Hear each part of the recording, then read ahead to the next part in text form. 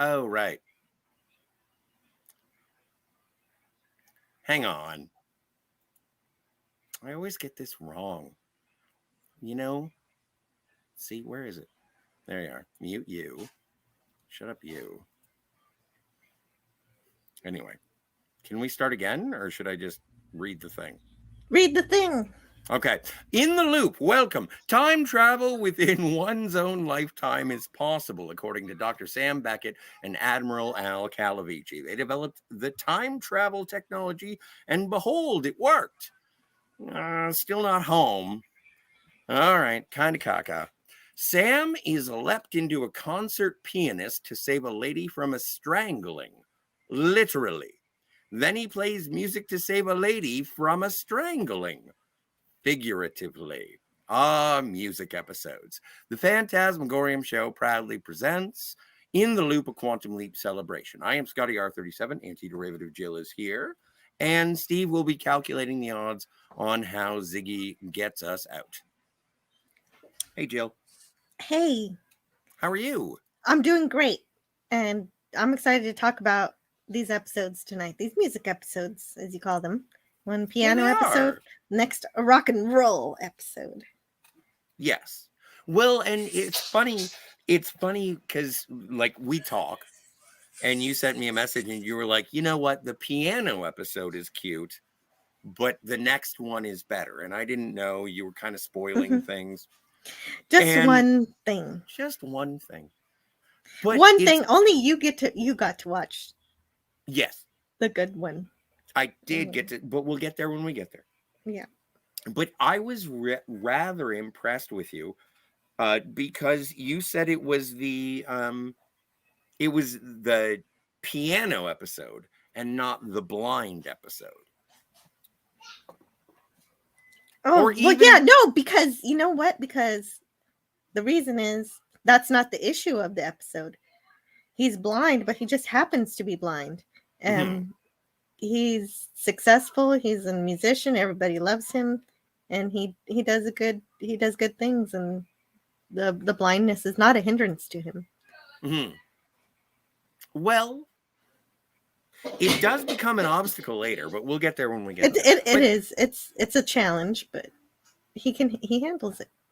I am so impressed with both of these episodes. It's the opposite of last week or last episode when we were talking about.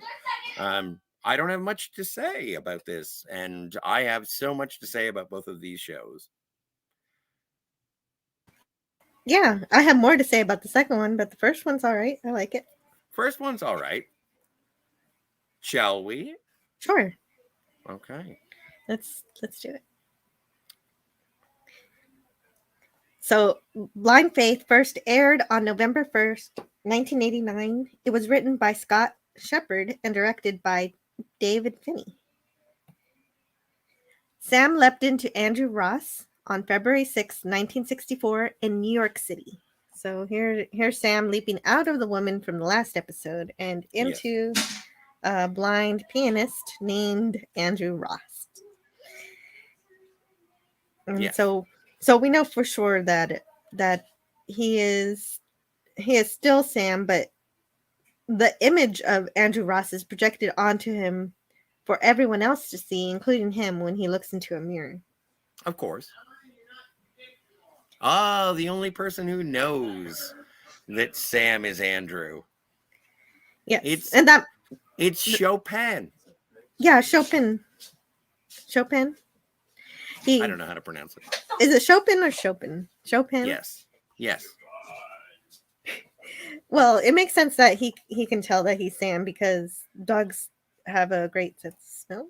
I don't know I think how it's the more of a spiritual sixth sense that oh right, is that's right. represented, like when Al shows up, like Chopin, Napoleon, and Sophie. I think Sophie. Uh, they uh, they know what's going on. So I think that Quantum Leap is immune to dogs or animals in general, Animals, yes, we've seen all this animals can before, see, and we've and they seen can this also before. see Al. Yeah, I think And when an aura changes. And this is probably my favorite guest star of the episode. I should have figured out his real dog name. The littlest hobo. And also, hey, Dalek. Welcome, Dalek, in the chat. How are you?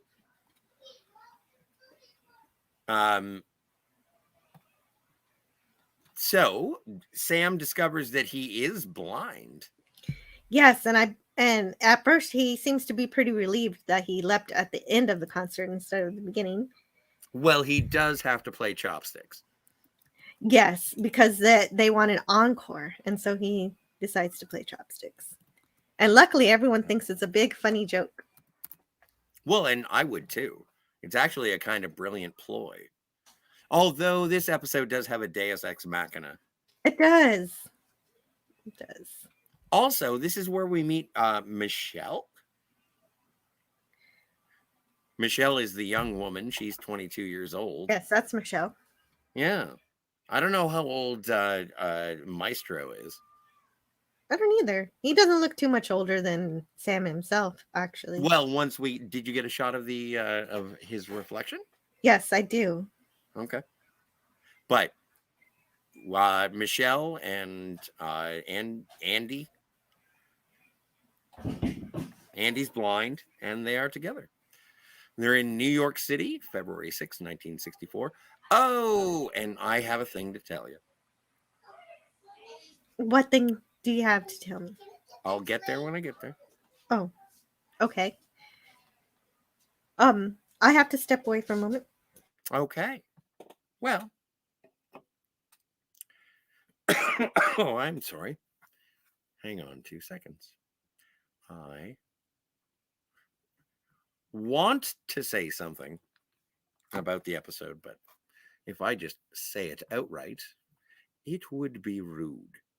I would have to say it to someone, so there would be some sort of a conversation. Anyway, welcome to the show, everyone. This is In the Loop, a Quantum Leap celebration. And considering we haven't gotten anywhere into the episode, I can't even expound yet. Although I'm still going to say that the theme song is, always on the list for a new ringtone this week. And Sam is, you know what? I had a horrible day today. I got frustrated for no reason and I didn't know why. And then I got home and I watched 2 episodes of Quantum Leap, the ones that we are reviewing today. And it just made me feel better. So it is a positivity in a world of what? For 1 hour a week, well, 44 minutes less commercials, you'll be able to, what's it called?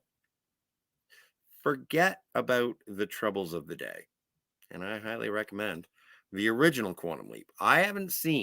I've heard things about the new Quantum Leap, and I've heard it's good. I've heard it's bad. I haven't seen it. I saw the first episode and I was like, I don't know. It's got Ernie Hudson, I guess. But nothing of that really enticed me more because I wanted a dynamic similar to the original. And I only mean a dynamic between Sam and Al.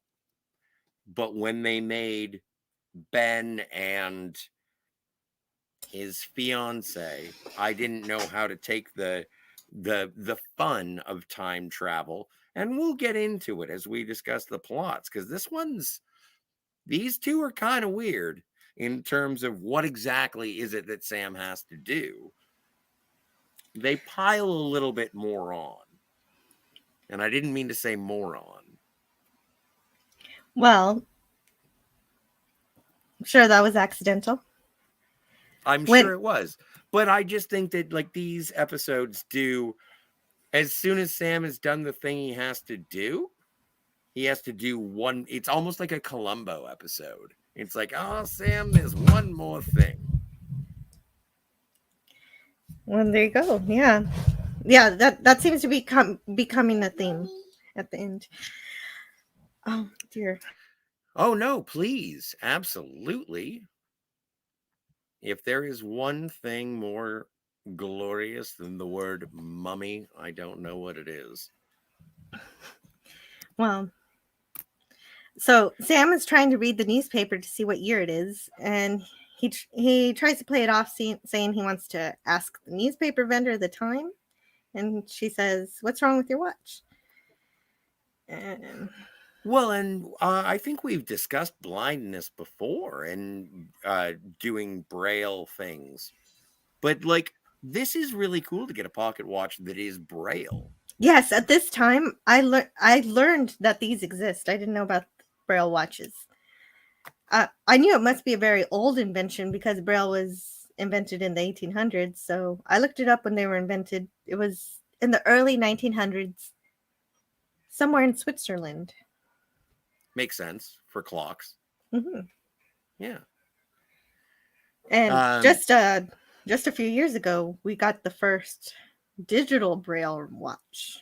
what is that? Not digital Braille watch, because that was a long time ago. The first Braille smartwatch. I don't know how it works. I just saw that it was around. Well, and I don't want to say anything about blindness simply because I think this is one of the best visual representations of blindness in special effect that I've ever seen. Oh, the special effect at the end. Yeah, Yeah, that was a good way to tell the audience what Sam was seeing exactly. or not seeing. Exactly. And I So don't know. And the thing, you know what the best part about it is? If it was inaccurate, blind people would not be able to tell us. it's true, unless there's someone who's blind who regained their sight somehow. That's true. That's true. Or braille TVs. Mhm. Is that insensitive? I don't. I don't know. Um. Well, Can I you know. have that? Anyway, never mind. Well, they do have a thing. Sometimes I Okay. accidentally turn it on where they describe everything that's going on screen for Oh blind yeah, people. no. Audio or visual or there's description for the visually impaired. Yes. Yes. So Anyway, we do get a newspaper that's on the floor that tells us about the strangulations that are happening in Central Park. now this is what I wanted to tell you. Did you look this up? Look what up.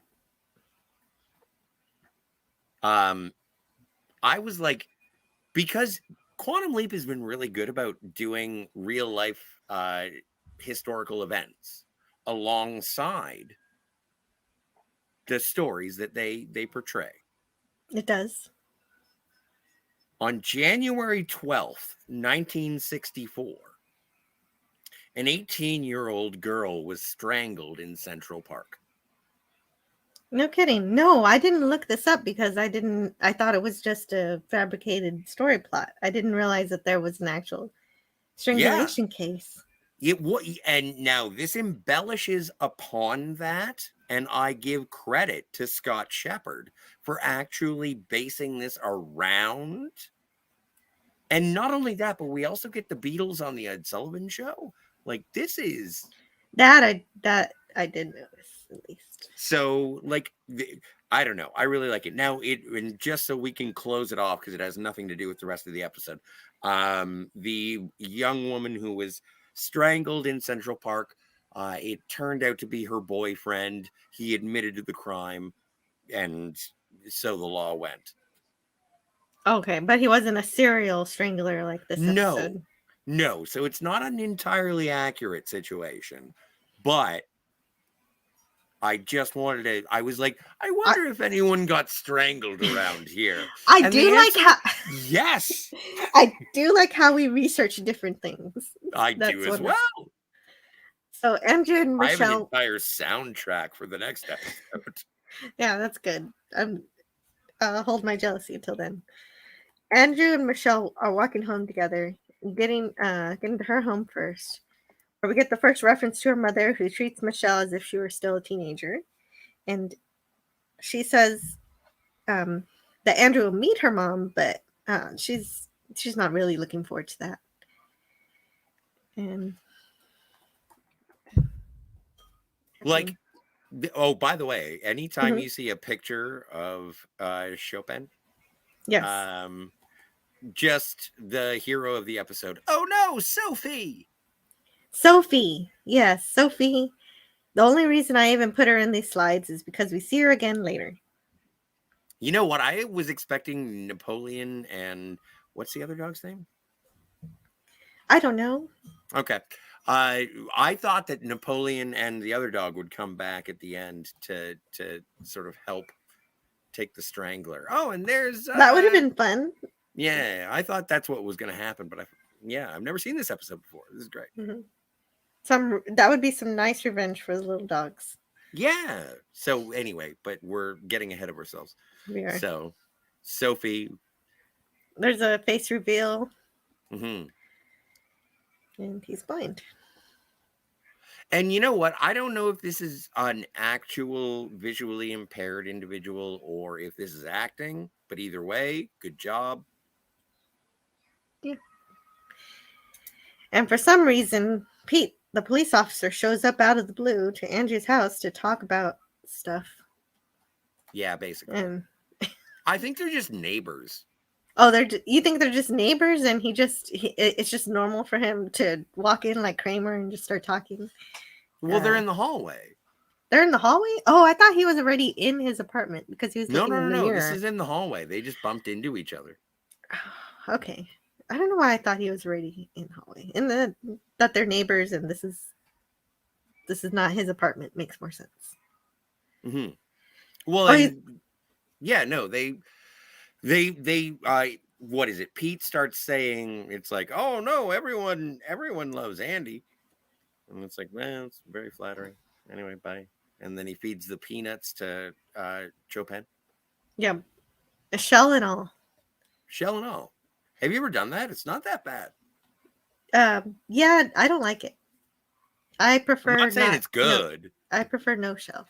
I only did it once out of curiosity. Well, no, if you get a really salty shell, it's flavorful, it's tasty, and it's crunchy. No, it's awful. All right, well, fine. Apparently, you don't like chewing on cardboard. Correct. So anyway, Michelle comes home and sees, I don't even know, how do we describe this woman? She's straight from the movie Mommy Dearest. Agreed. Absolutely. Completely and I will tell you exactly what I think the closing line of this was. It was a missed opportunity. But so anyway, Mommy Dearest does not like the fact that Michelle just showed up home. She's like, where were you? And where was she? She was at the concert, but she's trying to pretend like she was out studying. Oh, yeah. Well, I just heard that or your friends that you just described, they were at the library without you. You forgot your textbook. Yes, but there's another side to her. She seems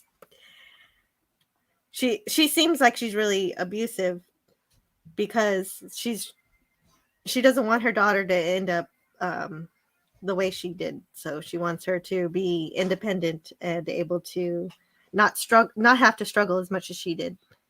Well, she doesn't want her daughter to be taken advantage of for her body to sacrifice her life. Don't fall in love for, like, it's 1954, right? Yeah. 64. And if you do, make sure you have a good job to fall back on.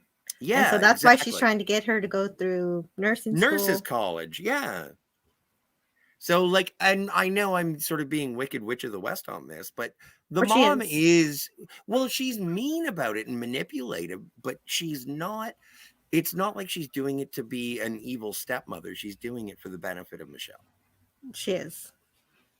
I think. But, yeah. Tell us in the chat. Tell us, Dalek. And anyone on the rerun. Good intentions, but poor execution. Agreed. Very. She clearly spends too much money on hairspray. Whereas Michelle is a natural beauty. Yeah, she shouldn't use manipulation in line in order to do what she's trying to achieve. Like it's odd. Anyway, we'll get there when we get to, where's the mustard. But Yeah, well, it's because her husband abandoned her when Michelle was only 2 years old. I know. And that's why Mrs. Stevens is hurt. And she Mm-hmm. doesn't want her daughter to be abandoned the way that she was. Yeah, she wants Michelle to be able to provide for herself. Yep. But she also takes away any control over her life that she would have. It's almost like a matriarchal monastery. Mm-hmm. But Chopin. Meanwhile, back with Chopin. Sam is trying to look for some music so he can play the piano, but being blind, Andrew doesn't have any music sheets. He only plays by ear. Yes. And Al shows up and really just sort of goes off about the fact that the Beatles are going to be on Ed Sullivan. Yep. Oh, and also, and we'll get to this when we get to the bingo card. Creepy about the lady who plays on her toesies. Oh yeah, the Tijuana show. Oh, Evita Eviciata or something like that. Yeah. If it's a Tijuana show, it's going to be a, So scandalous. I've heard, yeah. If that's what I heard. Tijuana show, it's going to be a, scandalous. So I've heard, yeah. That's what I heard. Anyway, I apologize. I thought I was hearing a feedback. Excuse me for just one moment. Oh. Boink, boink. Are you here? I am. Okay, great. Can you talk about what Ziggy says so I could be right back? Oh, I'm going to do my best. So apparently, the idea is that Sam is Andrew Ross, the Ray Charles of classical music. He's been playing concerts in Carnegie Hall, and he has another concerto or concert. I don't even know. I'm not that classy. I'm more like Al. Tomorrow night. And Sam doesn't know how to play classical music. We are told. We'll get to that later. And Sam is like, so what am I here to do? I'm not here to play a concert. And Al says, well, over the last little while, there have been a bunch of women strangled in Central Park. And tomorrow night, after the concert, Michelle is going to be strangled. And so Sam is like, all right. So, Quantum Leap rules. If the person that you have to save, you should probably stick with them. And that's the plan. Although there is some excellent character work going on with Dean Stockwell and Scott Bakula and the dog who plays Chopin. Because there's this whole thing. Because so dogs can. I'm sorry, I don't know why I sound like a Muppet when I say dogs. So animals can see Al. And so there is a relationship throughout this episode with 1964 Chopin and future Al hologram. Do you want to explain it? Sure. I don't care what your explanation is, but I love it. Chopin can see Al. There's not much more to it than that. He sees Al exiting back to the imaging chamber and tries to dig through the floor to see if he can find out where Al went. It's funny because I have a dog named Snoopy. And so whenever he's going to dig into the floor, I'm going to think he's looking for Al.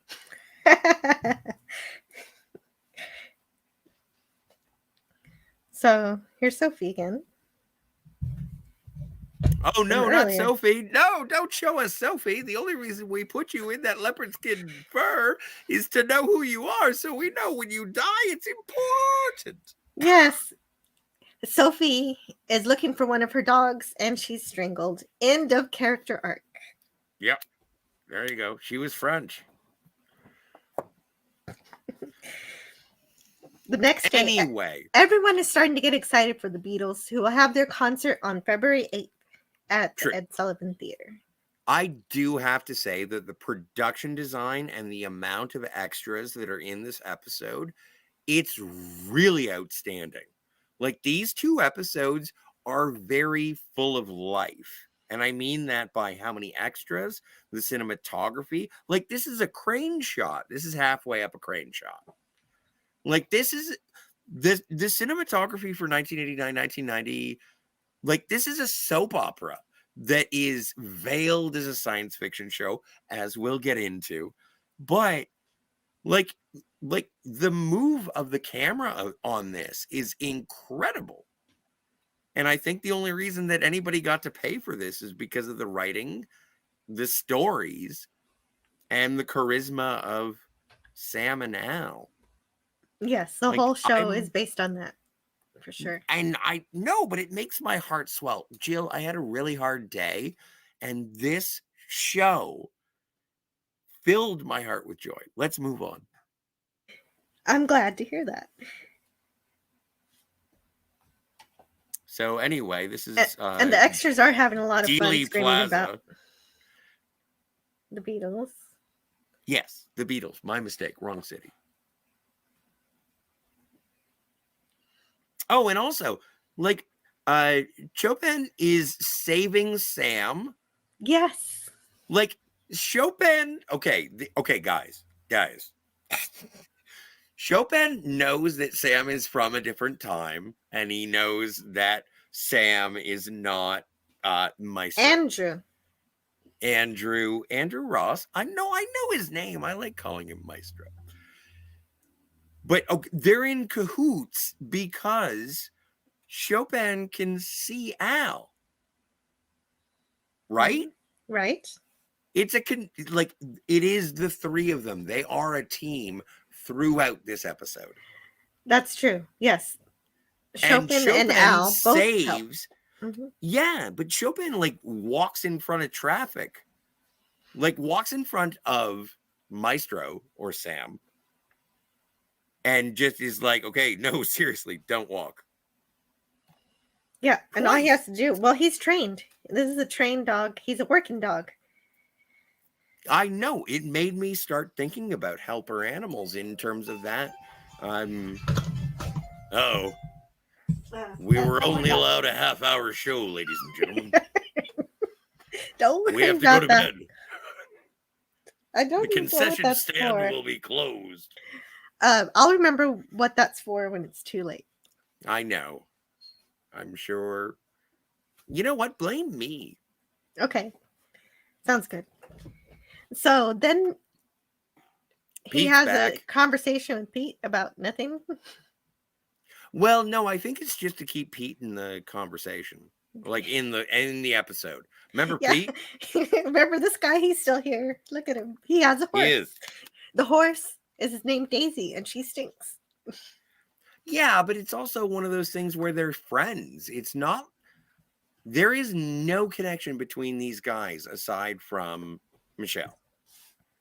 None of this would ever happen. Don't forget, Project Quantum Leap, essentially, is to make right what once went wrong. Well, this seems like a prime candidate.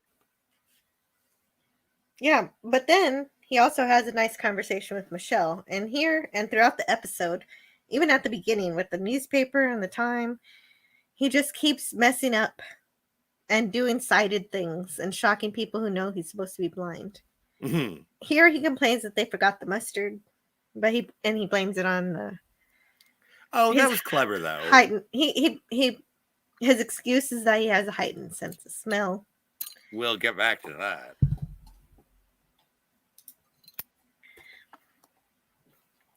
I don't know. I think Okay, so this is a big deal. That he This is keeps a making sign. mistakes. No, not because he keep. Well, that too. But Jill, there's a reason that you and I are friends, and I think this is the perfect image to discuss it upon. When Sam leaps into a body, like what happened with Samantha? We had that with Samantha. Oh, you have business. I'm asking my question, and I'm sure Jill knows my question. I don't have to expound upon it. I'll sum it up when she returns. But for everyone in the audience, my question is when Sam leaps into a blind man, Sam is not blind. It's obviously, if you see this episode. Hang on. If you'll pardon me, I must kiss the sky. All I'm saying is, like, Sam's Sam's soul goes back. What kind of supernatural powers does Sam Becket have? Does he regenerate? Like, these are serious science fiction questions that I don't think will ever be answered. It doesn't make sense. There is nothing that can reconcile this. Is it his body? I wouldn't think so, because he'd be taller. He'd look different. Some people have said that if it is his body and he just projects an aura of the original individual, that's how he interacts. There does come a certain point in any fiction, specifically this one, for me, in this episode, it does not make sense. I like the stories. I appreciate the conceit. I adore the premise. I can't help but embrace the performances and the writing. The music makes me go joy. I just don't understand how the fuck Quantum Leap works. Never going to figure it out. It's never going to work out. And you know what? I'm fine with that.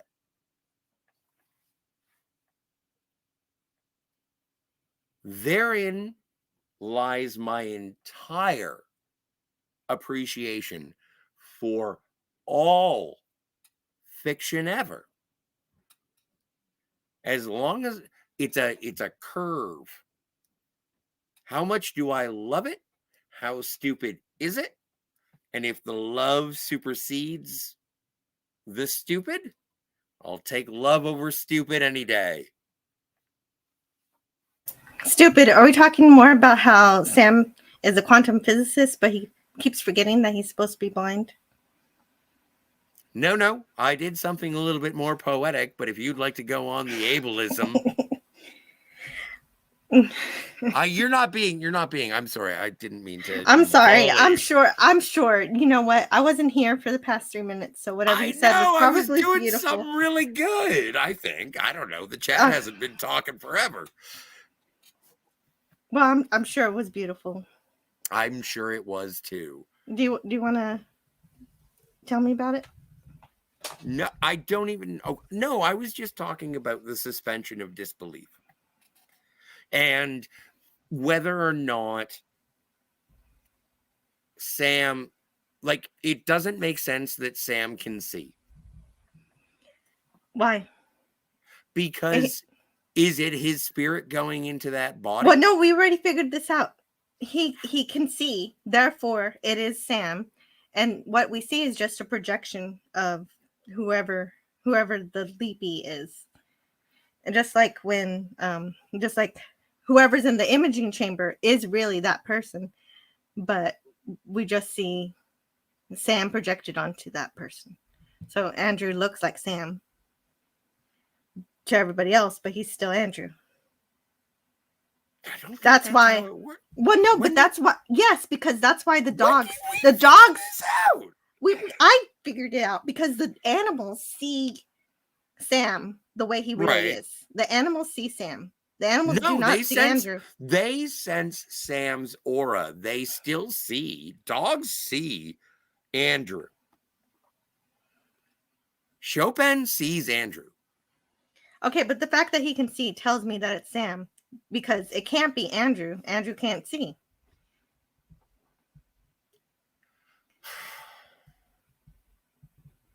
This is what confuses me. It doesn't make sense. But everybody sees Andrew, but it's really Sam. And that's why Sam will still has his mind, he still has his abilities, he still has his normal strength and everything. Well, we get to the Deus Ex Machina. Come on, we only have an hour for this episode. Okay. This is ridiculous. Honestly, I could be wrong, but this is how I'm No, seeing you it. know what? We should get Twin Flicks on and just have an episode talking about the nature of leaping. Okay. Okay. So he can't even finish this scene without making another mistake. He says that Michelle's smile is pretty instead of her laugh. Yeah, but I like that. I thought it was endearing because you can hear a person's smile. Hey, Canadian Spider-Man. Yeah, but I mean, he just keeps doing it over and over. I don't know. I didn't count how many. No, he's not being very good at it. He's not being surreptitious. I'll move it to another slide, even though. Okay, well, I had more to say about this. Please feel free. I know, but I got a knock at the door.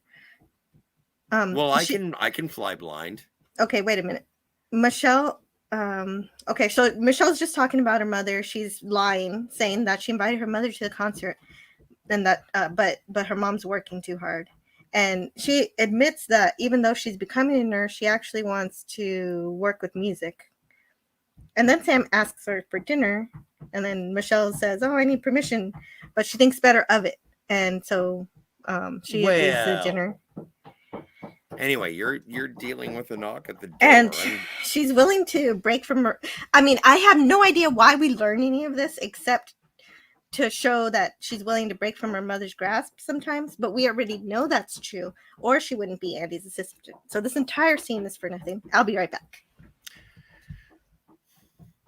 I hate to be I hate to be a stickler about this, but I do think that there is some character arc with Mrs. Stevens. I think that there's a missed opportunity in the storytelling. We'll get there when we get there. But it is part of the pressure. It is like it's 1964. It's New York City. There's a woman who has been, I don't know, abandoned, I guess. I hope she wasn't widowed. But she's just trying to hold on to the one thing that she's holding on to. It's a touching story. But to be honest, I understand Mrs. Stevens' position. I still think she's a bitch. And I'll explain more at the end of the episode. I agree. Also, hello in the chat to Canadian Spider-Man. Canadian Spider-Man. We haven't been talking about the chat at all. Oh, well, I just wanted to say hi. Dalek. Canadian Spider-Man. Stupid way more fun. Jill has obnoxious sneakers. I don't even know what's going on here. So anyway, Mrs. Stevens is on her way. Anyway, thank you, Canadian Spider-Man. It was a joke about my children knocking at the door. A double entendre. I suppose it was. And also, don't forget to stick around for Quantum Leap Bingo. Is that a game we get to play this? This is a game we get to play. All right. We'll see if we're any good at it later. Yeah, I don't know. We'll find out. So anyway, Mrs. Stevens is on her way to Sam just not being undercover. Yeah, Sam is just hanging out, not acting like he's blind. Well, and also, yeah. But This he is, time, I don't blame him for this one because he didn't know he was going to be barged in on like this. But also, he well, left the door unlocked. like he was a blind man. Mhm. And he doesn't know what to do about the concert because playing chopsticks again is not going to work. See, and this is where they enter the, oh no, this is great, because then Chopin jumps through Al, because Chopin doesn't like Al until Yes. Chopin Well, because jumps. Al is deliberately teasing him. Who wouldn't? I thought it was hilarious. And so does Al. But yeah, I know. And So while Agnes catches. is it Agnes? I think that's her name, right? I just call her Mrs. Stevens. Okay, Mrs. Stevens catches Sam reading the dog food box. Yes. Because he has eyes. Apparently. Yes. Anyway, stay away from my daughter. You're never going to make her happy. You're going to bust her up. You're a scammer. You're a liar. See? I Yeah. like smoking. And if you don't stay away from my daughter, I'll expose you for the... The fraud you are. You Thank you. Carnegie Hall playing concertist. Which, yeah. Andrew Ross in concert. Oh, and this moment right here, Dalek says, this is a funny moment. Your mother is afraid of cats. That's true. That was the taunt. Delightful. You know, it's kind of getting, and just in terms of the 1980s special effects, whenever I see Al obviously ready to be a hologram, I'm like, oh, what's going to happen? I'm usually surprised. Me too. Anyway, Sam is still, wow, super nervous. He is. And on top of being nervous, he has to comfort Michelle against all the terrible things her mother's telling her. Well, but that's what's been going on the whole episode. Yeah, and of course her mom does this kind of thing because she thinks she's protecting her. But you don't protect your daughter by lying to her and putting her down. That's just not the right way to achieve her goals. Well, and also Michelle is super cute. She is. And it's, you know, it's kind of heartfelt and touching. And that's why it's so terrible that her mom is telling her, oh, you're not good looking and no one will ever love you. Like, what the hell is the matter with this lady? Well, and if I was an abusive parent, I would just say, the only person who can like you is a blind person. You fugly. Well, no, she doesn't even think that her daughter is good enough for the blind person, remember? He's too big of a star to want someone as ordinary as Michelle. So she's even worse than that. She is, yeah. I guess, you know what? She's sort of cartoonishly villainous. Yeah. Yep. Until the last scene, at which point Sam does what Sam does. And at which point, happy. Yeah, at which point we're out of time, and so she has to change her ways in a second. And she does. Yeah, she does. But Sam comforts Michelle by saying, by correlating it to a quantum leap project. Sometimes I feel like a scientist in the middle of an experiment that nobody else believes in, but then you just have to tell yourself that you're the only person you can listen to, that you have to forget about the others. But of course, she says she can't forget about her mom. But then Sam has an even better line about the matter. He says, you owe her your love, not your life. And I think that's the line of the episode. For the relationship part, anyway, the mother-daughter relationship. Well, there is a long sequence of just playing piano. Yes. Al brings... And I enjoy music. I enjoy music. I enjoy classical music. I'm not saying I was bored. I thought it was a very cute, but yeah. I was I wondering. wasn't bored like, either. It was enjoyable he was really good. because It's charming. it was the whole concert. It faded in and out between songs. It did, but it also cross-cut over into what was going on with Agnes. Mhm. And so Al brings Sam the Grieg piano concerto in A minor, which Sam can actually read because, as it turns out, he's also a musician worthy of Carnegie Hall. Hmm. So this is, Which, how did you like that? This sort of bumbling, stumbling explanation as to when Sam would play Carnegie Hall. well, the excuse is his Swiss cheese brain that he doesn't realize the memory of him playing music doesn't come to him until he actually sees the musical notes on the page. Yeah.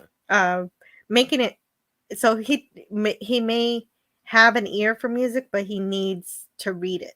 He's a reader. I'm a reader. I do not have an ear for music, but I can read the notes and I can play them as long as somebody is around to tell me whether I'm being flat or sharp or whatever. Well, it sounds like you need it now. I do. Or a metronome. One or the other. So anyway, yeah, Sam is he's a classical pianist. We find out for the first time ever. I call Deus Ex Machina. Or an attack by the Romulans. I'm not sure which. I apologize. Oh, don't apologize. It's the Romulans' fault. Well, that was a theme song from Red Dwarf. Well, it sounded like Romulans to me, but I'm a Romulanist. Moving on, back to Quantum Leap. So Sam, as Andy, plays the concerto in A minor. And it all goes swimmingly. Everyone's happy, and they clap. Unfortunately, Agnes shows up. She smokes backstage. You're not supposed to smoke here. That's what I've heard. And so she just throws it on the ground and stomps on it. Takes a little bit of coercing, though. Yeah, like I said earlier, she tries to tell Michelle that someone as talented as Andrew doesn't want an ordinary person like Michelle clinging to him. Yeah. And then she reveals to him that Andrew is not blind because she's noticed all of the crazy mistakes that Sam has been making throughout the episode. I know she only just saw the one, but I noticed them too. It's a pretty big one. Yeah. Yeah. And then he does it again when he's done with the concert. Oh, he's all but you know what? I think he But look- clumsily covers. But Chopin is bowing. That was my favorite. Well, Chopin is the MVP of the episode. Yes, he makes the episode a joy to watch. Yes. Oh, I don't even know Chopin is I a don't boy. even know. It could be because isn't Porthos a girl? So I don't know. I don't know what Porthos is. Yeah, Porthos. Hey, big shout out to Porthos. Thank you, Scott Bakula. Yeah, I'm sorry. I just slipped into Star Trek when somebody might be listening to this and only knowing Quantum Leap. Don't worry about it, Jill. No one is listening. Great. But you're right. Canadian Spider-Man and Dalek. Thank you, lurkers. Thank you, people who actually like Quantum Leap. So then Agnes says that Andrew's not blind, and then he shows up to confirm that by recognizing her by sight. It seems, even though he comes up with an excuse later, he does it again. That's this whole episode, just Sam walking around trying to pretend like he's blind, but he never just tries to close his eyes so he can actually achieve the effect. He just makes a mistake and comes up with an excuse. I would also like to point out that Sam Becket is lost in time with no memory, frightened, and trying to figure out how to get home. Another excuse. An excuse? Maybe I don't want to do this with my eyes closed, Al. Well, not everything. Obviously, I'd be keeping my eyes open to walk around, but when I'm actually doing something physical, to actually try to put myself in the shoes of a blind person, by at least, closing my eyes a little bit to try to navigate the world as a blind person. And he doesn't even seem to try to do that. Well, all right. I'll do my And best. I guess I'm not mad at Sam or anything, but it's Why just don't he you could just have check with Gushy and done find out better. how to get me out of here?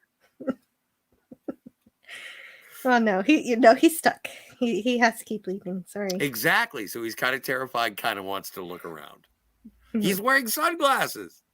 Well, maybe my idea of him closing his eyes would have saved him from this. He gets out of it. Yeah, a bright light bulb shines in his face, actually blinding him. Yes. And it's a so, great special effect. This is so cool.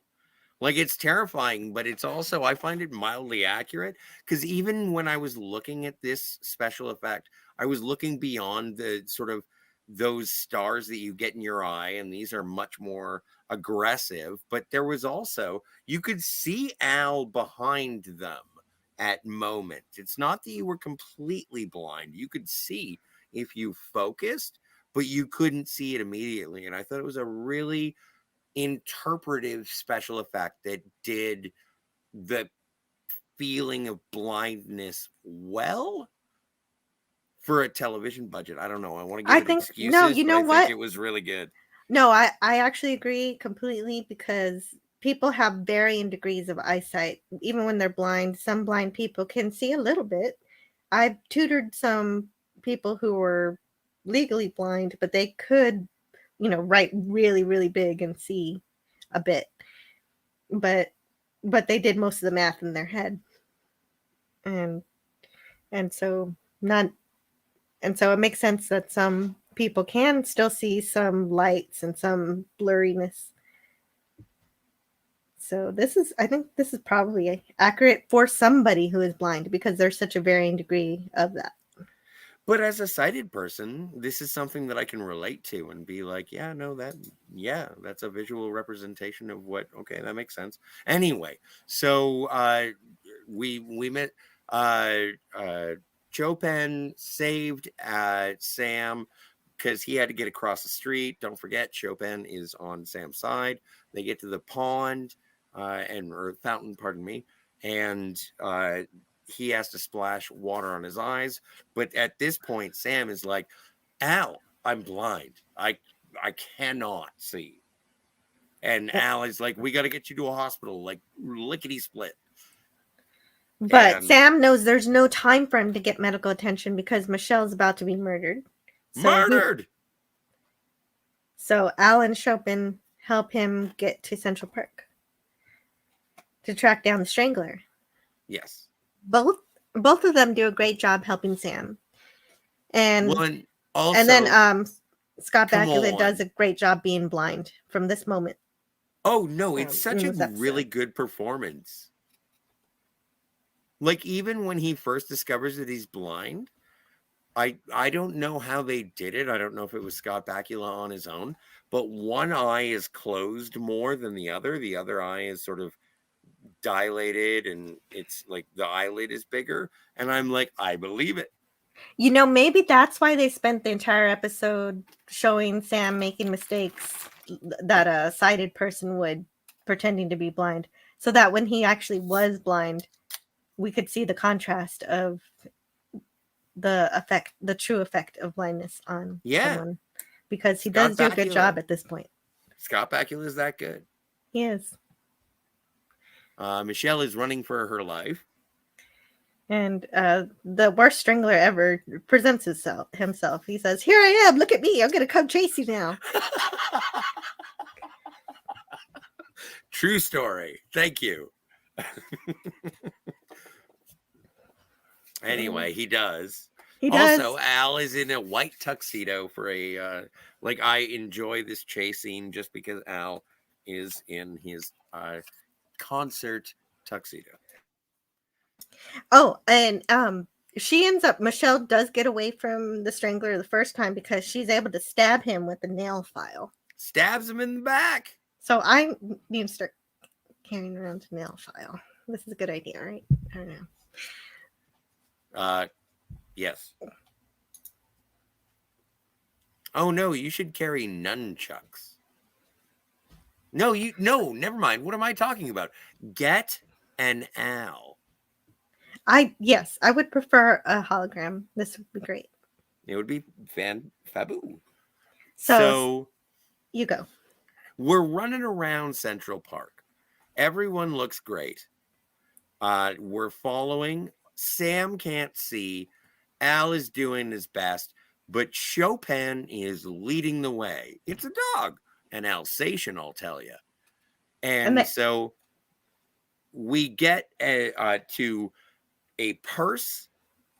Yes. We get to the bottom of the stairs where, oh no, it's Pete, the cop from across the hall.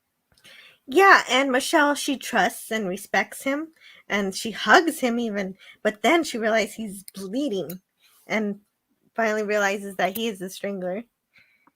And then he begins to choke her. Strangle. Yeah, no, it's not just a clever nickname. He strangles. But luckily, Al says, Sam, let Chopin go, and the dog will take care of the rest. Yeah, because they all hear her yelling. Yeah. Yes. Oh, no, she's totally yelling. But this time in history, people were looking for her. And so, anyway, the dog mauls Pete. Good boy. As he should. And, oh, no, there's like a scrambling for handcuffs or something. Yes. So, Chopin holds down Pete until Sam can get some handcuffs on him. That's right. Yes. And so anyway, then Chopin, MVP. And the police Pete off the screen. Fuck Pete. He's a badass. No, not a badass. He's a bitch ass motherfucker, and he strangles ladies in the park that is Central. Yeah, the police take him away as he starts saying some crazy things. He says, I got to take care of the girls that wander the park. You don't understand. It's my job. Okay, then we don't have to see him again. You thought that was an important quote? Yeah, because he's insane. We didn't see how he was insane the whole episode. We only get to see that he's insane in that one moment. This episode is oddly written so that the characters are one thing the whole episode, and then right in the moment we need them to be something else, there's something else. Right. Well, and that brings me to the final moments between Andrew, Michelle, and Mrs. Stevens. Yeah, same story here. Where Agnes starts to rail into Andrew, but Michelle says he saved her life. And Agnes does another test to see if Andrew is blind. She flashes a match in front of him that Sam cannot see because he is still blind. Well, no. Okay, so before that happens, Michelle says that Andrew had explained that he recognizes Agnes's perfume. Right? Yes. That was his excuse for recognizing Agnes. What I really wanted in the final confrontation between Andrew and Agnes was, you know what? I didn't want to say this because I thought it would be rude. I didn't smell your perfume. I smelt your cigarettes. And I thought that would have been a big boom. And that is when Agnes would have loved him.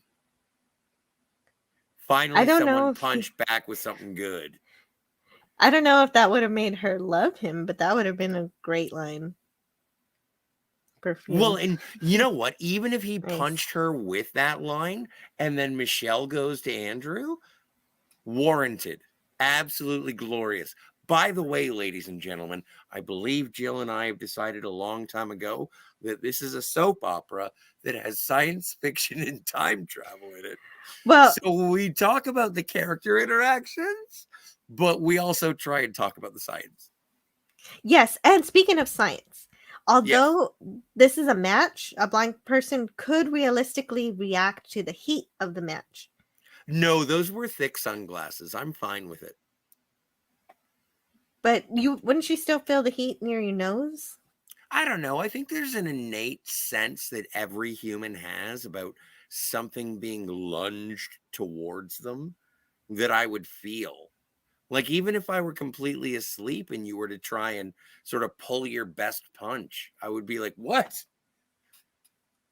Like, I think there's a certain sense that humans have. That's what I'm saying, that he Yeah. has more senses than his eyes to sense the match at his They face. only had 5 minutes. No, not even 5 minutes. They only had like 45 seconds to make it so that Agnes believed that Andrew was blind. Yes, This is how they did it, and they and did it. and that exact moment that she lights her match is the exact moment her personality changes completely and she's more receptive to reason. She decides to continue a new life. Today is the first day of the rest of her life. Yes. I don't know. That's the episode for me. It's cute and sweet and it's even well structured, but it's kind of dumb also for me. But Sam is also regaining his eyesight right before his next leap. And Al says that he says, I'm a sight for sore eyes. I do like that. Yes. It starts to come back to him, and I like that he heals. Yeah. So then they have one more confrontation with Michelle and Agnes. Of course, Agnes wants Sam to go away, but Sam will only do that if that's what Michelle wants. And also tells Agnes that she's been making all of her decisions for her based on her problems of being a single mother. And he knows that she loves her daughter. Quoting the episode, Sam says, but it's a smothering love, choking the life out of her, just as surely as Pete was. And that changes her somehow, and it works. And Agnes decides to ease up a bit and let Andrew be a part of Michelle's life too. Poor Andrew. Not because he's blind. That's nothing. He's overcome that because he's a music star and everybody loves him. Poor Andrew, because Agnes is probably going to be his mother-in-law. Oh. Well, you know what? I appreciate the honesty between Agnes and Andrew. They only have one agreement. Don't just because she break slips... Michelle's heart. Okay, so they both love her. That's the only thing they have in common. But you know what? And that's a bridge. Okay, but she switched her personality in just the final second. There's no way she's not going to be lying and manipulative in the future the way she's been acting the entire episode. Yeah. Well, and it might not be concerning this, but something else is going to flip her back. There's no way that this is a permanent change. I appreciate. Okay, Jill. Okay. The actions in the episode are not strong enough for me to believe that kind of character shift. I don't know. What if the blind guy saved your daughter? Well, yeah, you can't not like that. But, exactly. But like, she already said that. Deal. But Michelle already said he saved my life earlier, and that didn't change her mind. It was his speech that changed her mind. There are police around now. There are witnesses. Mm-hmm. Her daughter being she one didn't of them. believe her daughter because she doesn't trust her daughter to do anything in her life that is positive. She can only she has to protect and do everything for her daughter. She is a helicopter mother who doesn't trust her child to make the right decisions. Exactly. And she's still that way. I don't think she's really changed. Well, I think that she is. I think that what she has, like, it's 1964. What I think has happened with Agnes and Michelle has said, and Andrew has said, we're going to try And Well, sure. and They're going to Agnes try, but it's not going to and be easy because of Agnes Agnes's is personality. well, and I would also like to say that it's well, I don't know. We got Chopin. You're right. Chopin will make everything better. It just means that Michelle lives at Maestro's place, and With Agnes Chopin. shows up twice a day. There, I feel Like better. that's all that it is. Now it's a And good Chopin episode. is there. Anyway, you know what the best part about this episode is? What's that? We leap into the next episode. Yeah! And finally, after this episode, after Chopin saves the day, I think.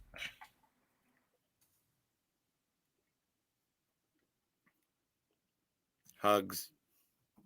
We leap into the next episode. He's now a DJ. What song is playing? Tutti Frutti. True story. That there are some songs that are correct in the digital version that I have, but lots of songs are way wrong in the episode that I watched. I will tell you my soundtrack as we progress. Shall we play? I can't wait. Quantum Leap Bingo. Oh, I wanted to start talking about the next episode, but sure. I want to play Quantum Leap Bingo. Oh boy. Okay. We got to do it for one. Like, we got to do it each. Okay. I know. It'll be quick. Okay. Can you full screen that? Dun dun dun dun dun dun dun dun dun dun dun dun. There it is.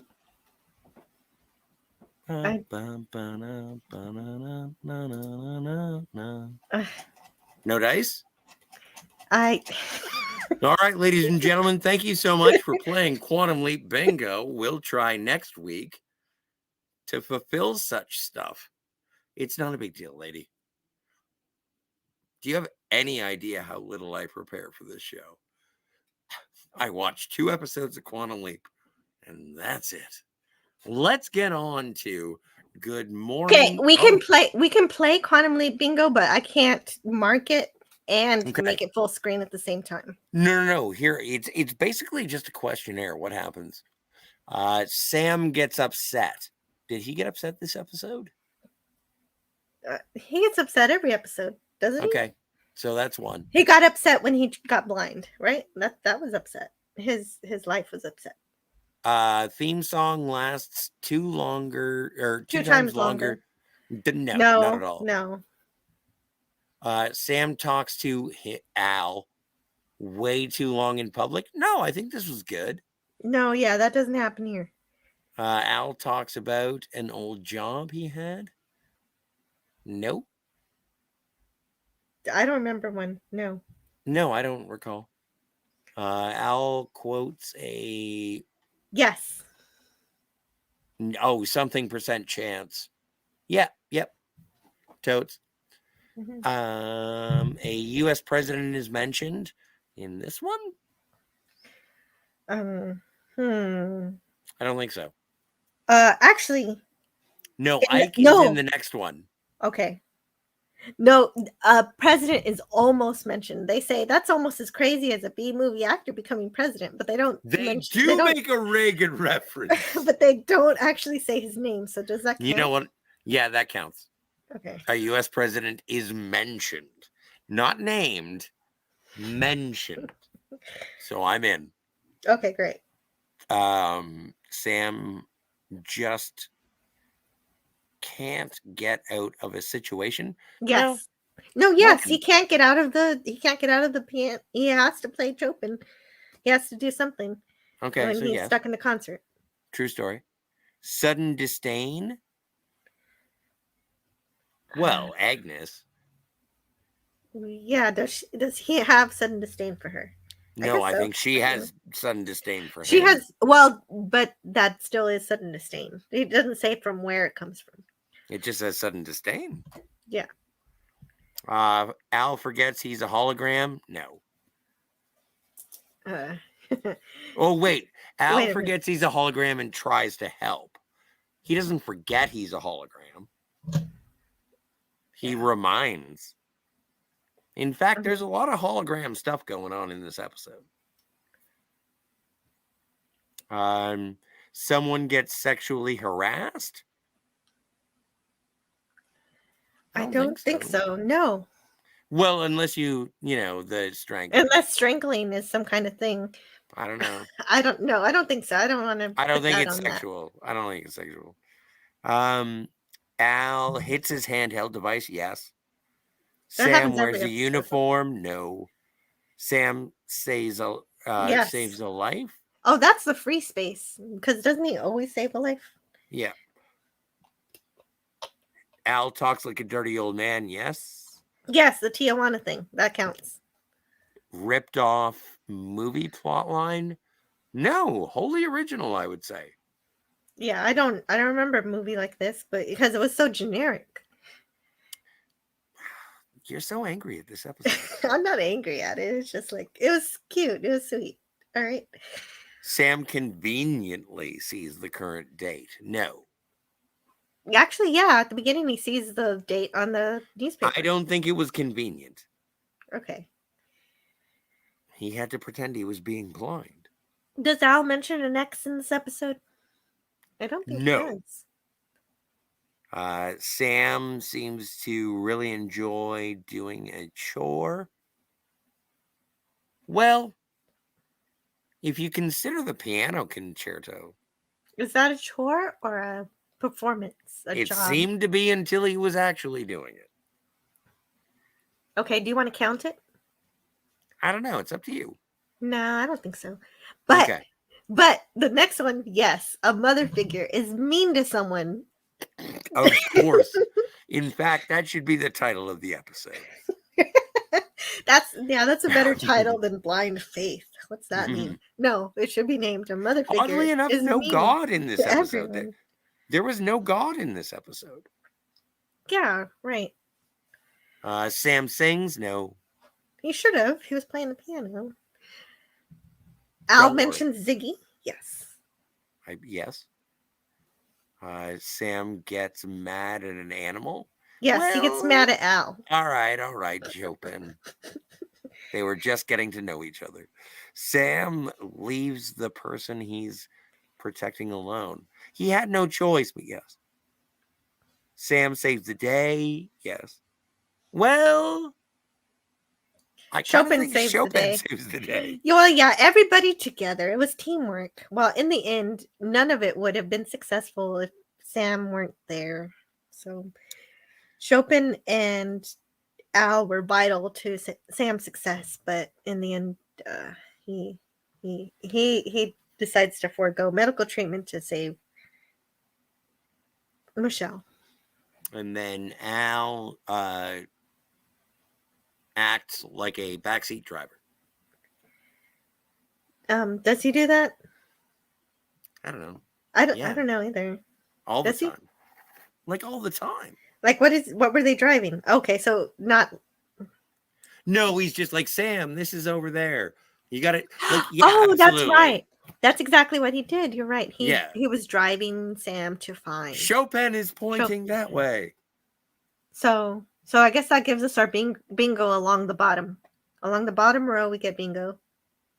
I didn't think we were keeping track. Oh, I was keeping track. So we do win bingo in this episode. Yay! Based on Al mentioning Ziggy, Sam getting mad at an animal, and leaving the person he's protecting. And now I have to wipe the expo marker off my screen. Do you have like a whiteboard? No, I shouldn't be drawing on this thing. Anyway, may I ask you a favor? Sure. I got to go back to the waiting room for just 1 second. Can you hold the imaging chamber until I return? I could read the chat for a bit. Go for that. Okay. So, Canadian Spider-Man was here, and also Rebellious Pastry is very excited to say hello to Scotty, who is away from the computer. And Phil Hammond was here. That was a great episode. I'm glad you enjoyed that episode. And Dalek451 says, "Oh, the rock and roll episode. This one is great." I agree. I can't wait to talk about the rock and roll episode. I wanted to get through this one so we can talk about it. And Scotty will be back soon so we can continue the stream. And Captain Finity says, "Oh, you guys are still alive." And he continues, "Margaritas have just arrived. Cheers." Great. I'll take one with some, what is that candy, that Mexican candy that I like? Tamarindo. Tamarindo. I had a tamarindo margarita one time, and it was delicious. And Captain Infinity sent a DM of a photo to Scotty. And he also wants to say, never mix margaritas with pain medication. I agree. You always got to follow whatever your medicine says on the back. But anyway, we did Quantum Leap Bingo for the first time in this series, and it seemed to work. It worked great, except that I got my screen a little dirty in terms of keeping track of the. How did you get your screen dirty? I just did. All right. Okay. I don't know what happened in the last minute. All of a sudden, screens are getting dirty. I washed my hands. Well, I wanted to actually play, and I didn't trust myself to remember what was happening, so I found a way to keep track of the bingo. I'll clean it later. It'll be fine. Everything will be okay. Matter. Yeah, nobody cares. It's my screen. No one cares. No one's watching. Mm-hmm. So let's move on to the next episode. I would love to. I have so many songs to list. Ladies and gentlemen, boys and girls, welcome to Good Morning Peoria. This is 1954, if I'm not mistaken. I'm sorry. I should exit full screen. 1959. 1959? I thought it was 1954. September 9th, 1959. In Peoria, Illinois, U.S. Well, and we are at WOF. 790 a.m.? 760 a.m. I don't know. I'm dyslexic. And you are listening to the guy that Sam leapt into. Hey, Captain Finity. We are on our second episode of Quantum Leap, and we have left the Ray Charles of classical music, and we are leaping into basically a Good Morning Vietnam, American graffiti, free speech, allegory. No, this is it. This is the episode. Awesome. This is the episode I've been waiting so many episodes for. This one has the history. This one has engineering. It has fun, and I was happy watching it. This one has everything I need and that I want from a Quantum Leap episode. And also, rock and roll is my favorite overall genre. So it's always fun to hear about its history, which is why I am so upset at not having the right episode. This episode does not have all of the correct music. It has it where it's necessary for the plot. But in cases where it's not important to the plot, they switch out the music for lesser music. Well, Jill, I think it's been asked before by our audience how you watch Quantum Leap. How do you watch Quantum Leap? I have digital copy. I think what I have is the Blu-ray digital copy of it, and I guess the Blu-ray doesn't have the correct music. It's very strange for me because I have the oh my stars, I think it's called the Mill Creek DVD. I don't know if there are Quantum Leap Blu-rays. Are there? There are. Okay. And I've considered purchasing them. Well, now And don't do it. It's trash. well, no, but the thing, well, I don't know where you happen to, like, I don't want to say the word rip, but like, I don't know, maybe it was from a Peacock. Hmm. Maybe it was from a streaming that those copies were sort of ascertained, Yeah. obtained. Yeah, I Sorry. don't know. I don't know. I think it was Amazon Prime, probably. I don't know where they get their video from, but it has the wrong music. Well, if you are looking for the correct music, then I would go for the Mill Hmm. Creek DVD. The packaging is shit, but the content is delicious. Mill Creek DVD. Okay, I'm gonna write that down. I think it's, I don't even know how much it is. You're American, it's cheaper for you. That's how economics work for me.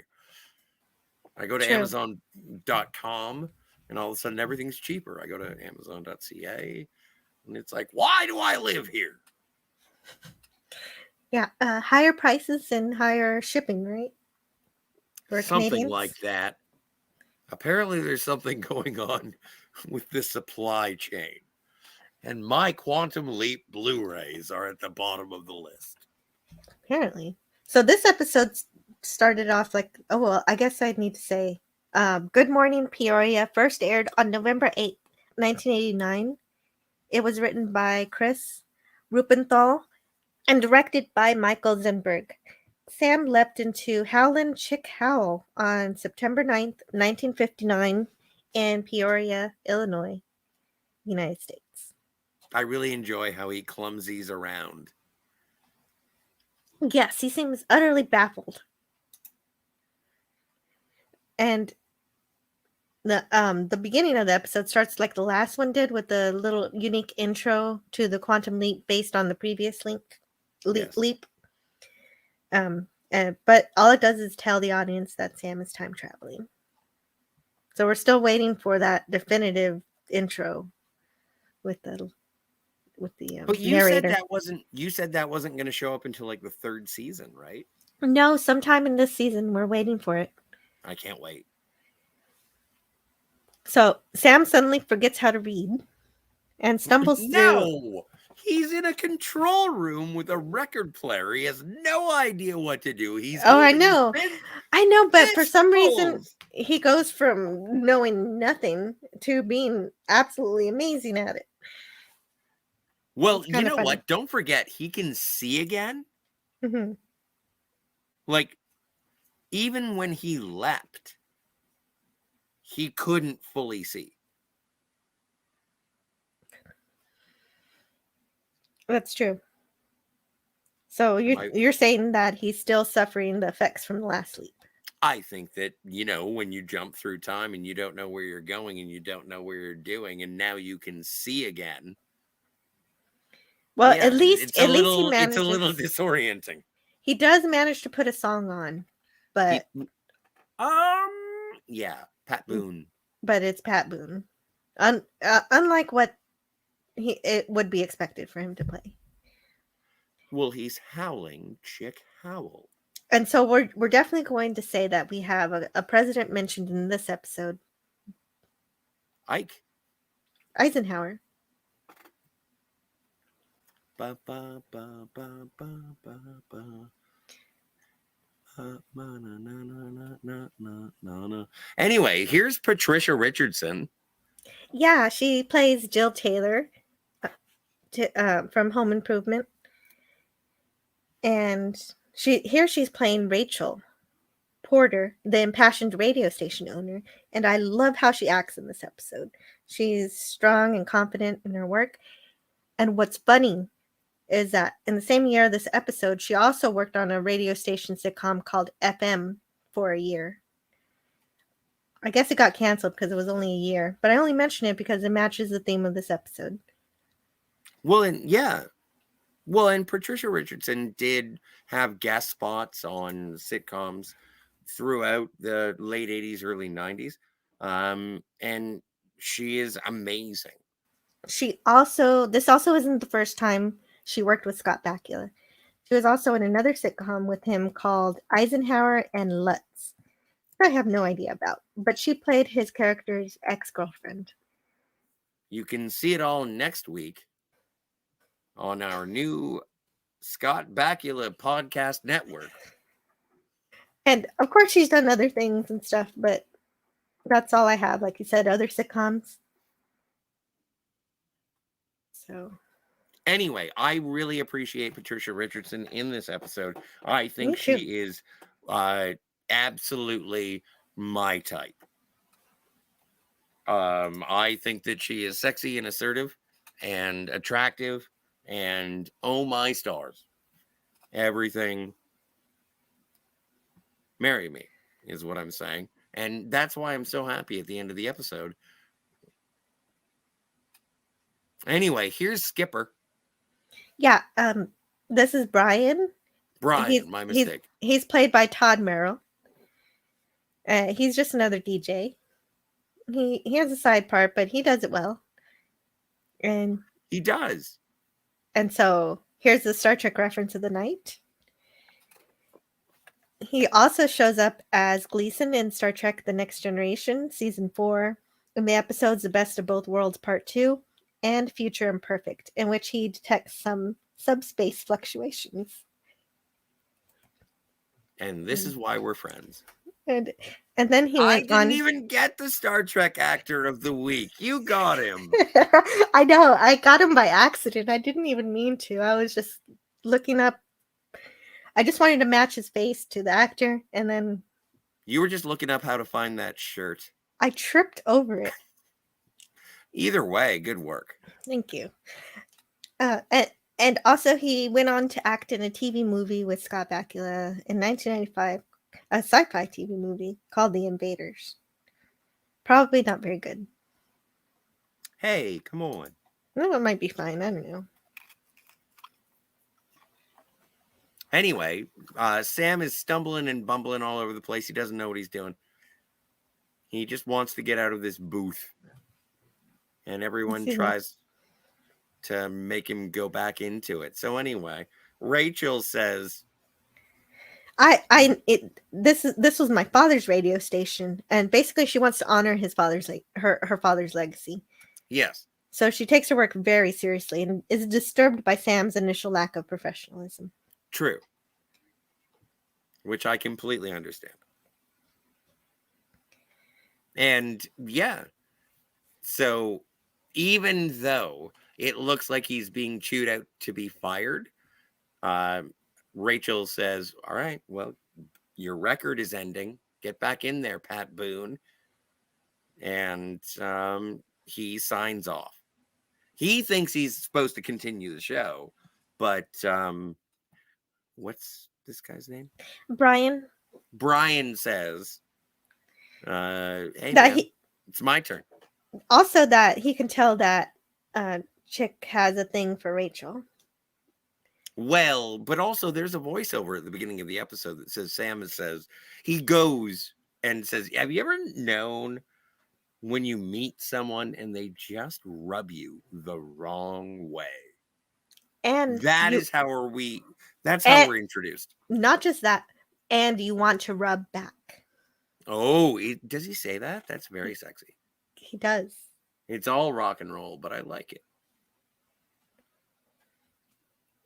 So then we're introduced to our antagonist of the episode after this little bit here. Old Man Peabody. Brian is also calls himself Kemosabe, which I just learned is from the Lone Ranger. Oh, really? Yeah. Well, right. You just found out about Kemosabe?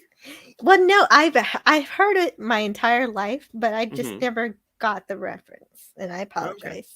Okay. No, you don't have to be sorry. It's originally from a 1933 radio show. So, yeah, I don't know anything about it. I've never seen it. Well, it's just a reference that I'm inundated with, but I don't know why. Well, hey, I'm glad you learned. Yeah. So anyway, here comes Old Man Peabody. Yes. Fred. Sure. Beeman. Okay, he's Mr. Beeman.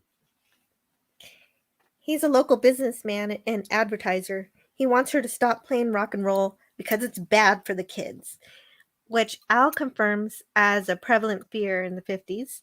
Fred is upset that it'll undermine family values, but Sam says that Fred must have already instilled those good values in his kids. So no matter what they hear, they'll always know right from wrong. And as a parent myself, I agree with Sam. You can shelter them for a while when they're children, but eventually they're going to become their own person. They're going to become their own person when they grow older, and they have to make their own decisions. So it's my job to teach them how to make the right decisions. But in the end, they're gonna need to have the tools with it to make those decisions themselves. In this scene, the songs that were played were All Shook Up by Elvis Presley and Maybe Baby by Buddy Holly. I did not get to hear either of those songs. Thank you for the report of the songs that I missed out on. I'm going to continue throughout the episode. Thank you. And it's kind of funny to me that this tame and sweet 50s music was seen as something dangerous. There are way worse things all over the internet now that parents have to be worried about. And in the 1980s, this sort of thing happened again with Nancy Reagan starting her crusade against fun. Don't forget Tipper Gore. Oh, Tipper Gore. That's also the one I was thinking about too. That one, Tipper Gore, is more closer to my generation. So they both did it. Who was that lawyer guy who hated Grand Theft Auto? Jack Thompson? I don't remember him. Yeah, no, people want to censor fun. They do. Sam's logic, though, is for nothing because Fred cuts the advertising anyway. Well, and you know what? It took me a little while because old man Peterson here, he was like, I'm going to take away my stationery and my paper business. And I was like, so you have a paper mill? I don't care. We're not gonna advertise that on the radio. And then I realized he was the newspaper of the town. It took me like way too long to figure that out. That is a long time. I knew it immediately. I did not know. I am stupid. No, you're not stupid. Well, I was purposefully obtuse. I didn't get it. This 1990 show, it went too fast. Right. And I mean, he has the right to pull his advertising. So but he does something worse than that. The bad thing that he does is he's going to city council to get a law passed to ban rock and roll from playing on the airwaves. And Al makes a reference to blue law. And I didn't know what that meant, so I looked it up. Blue laws are like Sunday laws. So like here in Texas, you cannot buy liquor on Sunday. So these type of laws were enacted for religious reasons. So they've got to be against the Constitution, but we deal with them anyway. So that's what this is a very heavy Constitution episode. I really like this episode. It is Captain Finity. It is very footloose. It is, and it's also, laws against things that don't harm anyone else if they're broken. This is victimless crimes that are going on here. Well, and Sam as Chick does say, it's like, you know what? If you didn't raise your children properly and music is going to push them over the edge, come on. It wouldn't be the music anyway. It wouldn't be the music. Exactly. So anyway, we have more vandalism. Yes. Chuck Chick. No more rock and roll. And I would like to say that this is a blatant example of white on white violence. Yes, we find that Chick has this Corvette, which has been marked by the most, polite vandal in the history of the world because there's no damage on the Corvette. Just a message. Is that soap? I don't know. I guess it would be soap. Right. Well, it's obviously this Fred guy because who else would it be? Because it's just him and a few of his friends, and I guess Oh, whoever agreed I think in city I think council. that, no, I think that there's a division that is represented later when there's an actual, like, there's a brawl, there's a fight outside of the radio station later on. Yeah, that's a bit confusing. Who's on whose side? Because I Well, they guess had two different colors he's of jackets.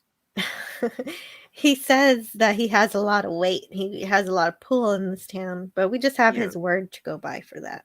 And we do get to political machinations, though. true. So anyway, I'm assuming they use windshield wiper fluid and drive away. Yes. And we never really figure out who this vandal is. This is why I'm just saying it's Fred, because he's the only guy whose name I know. All right.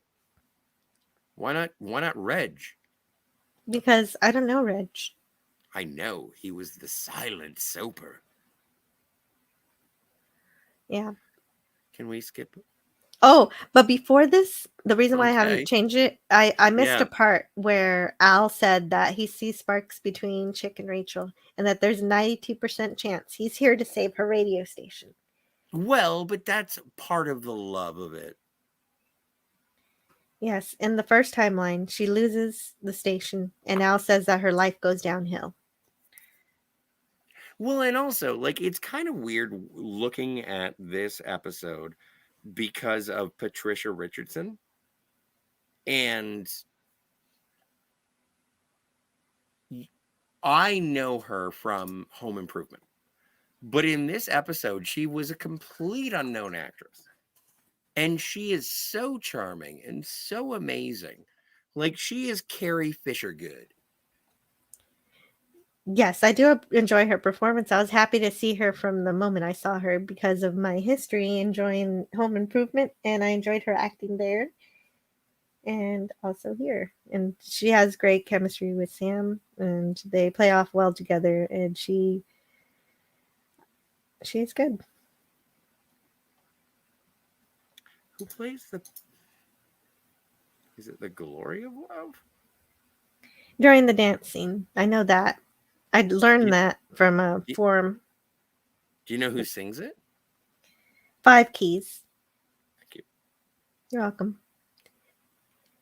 So Sam, she asks if he knows what he wants to play. Sam says he wants to play the Beatles, but of course they're not a thing yet. That Right. fortunately, Rachel thinks he's just getting mixed up with Buddy Holly and the Crickets. So that Oh, saves and Sam. also, they're playing while he's deciding what song.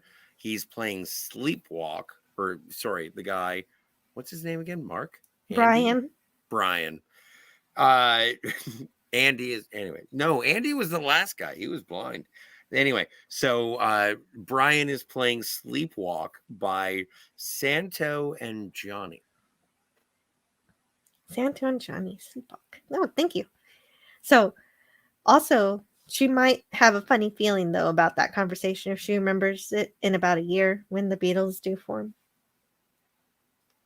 Yeah, but they wouldn't become popular until 1961. What year So is it again? 1959. Okay, no, that makes sense. Sorry, I spoke out of turn. It's okay.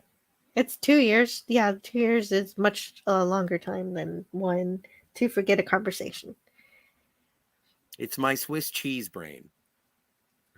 Al comes to help Sam pick out some music. And speaking of music, there's a lot of it in this episode. If you're watching the version with the good music, which Scotty did, but if I you're did. not like me, you get a lot Like of her. like me. If you're plebeian like me, you get a lot of elevator music. But Physical media, my friends. Physical some media. some of the fillers are okay. I like a couple. Are they famous or are they just like sort of interstitial bebop? I don't know. The one that they play during the dance scene, I didn't like it. It was I don't know. I only not saw that the good. real music. It was okay, but of course, Glory of Love blows it out of the water. And then I don't know. We'll get there when we get there. I was going to list all the music that was actually in the episode, but I you did. know it scene by No, I scene. So listed. You know what? I downloaded Shazam for this episode. I did too, but for the elevator music. Oh, okay. Well, we have to compare.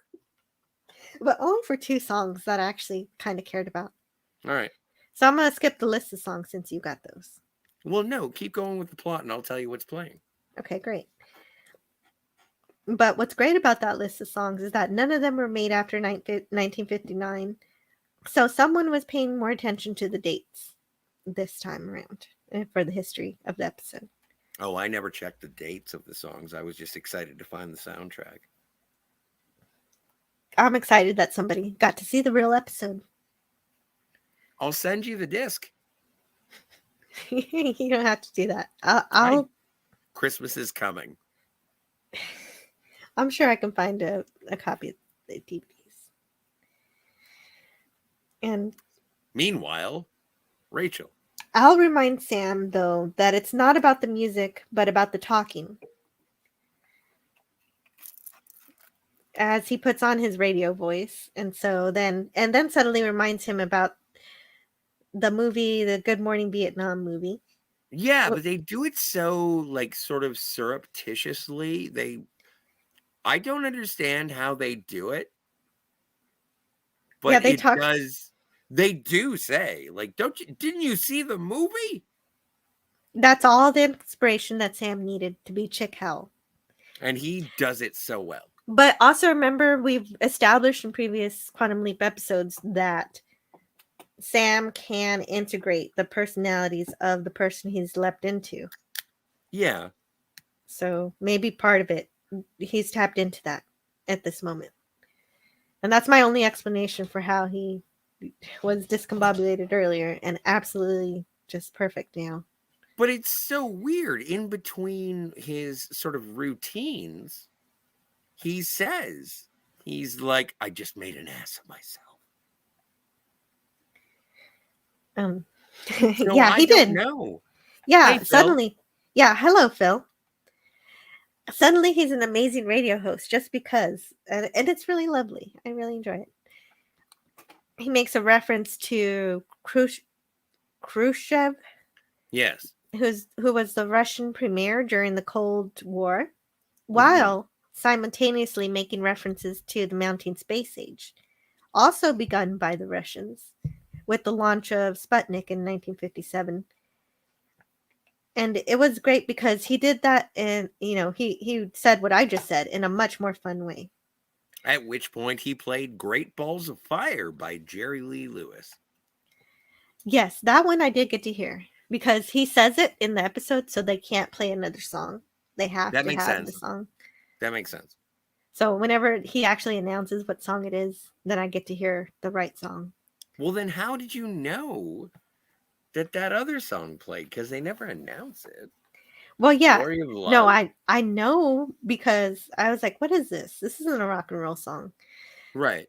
And so I looked, that's when I knew that something fishy was with the music.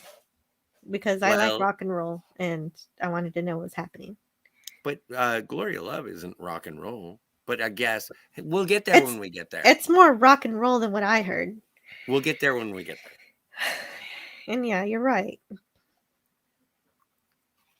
So anyway, Sam is being a kick-ass DJ. And yeah, and then Jill, can I tell you, I had one son of a bitch of a day. Yeah, you told me. And I was so frustrated. And I interacted with so many terrible things that I just had to get my life away from my life.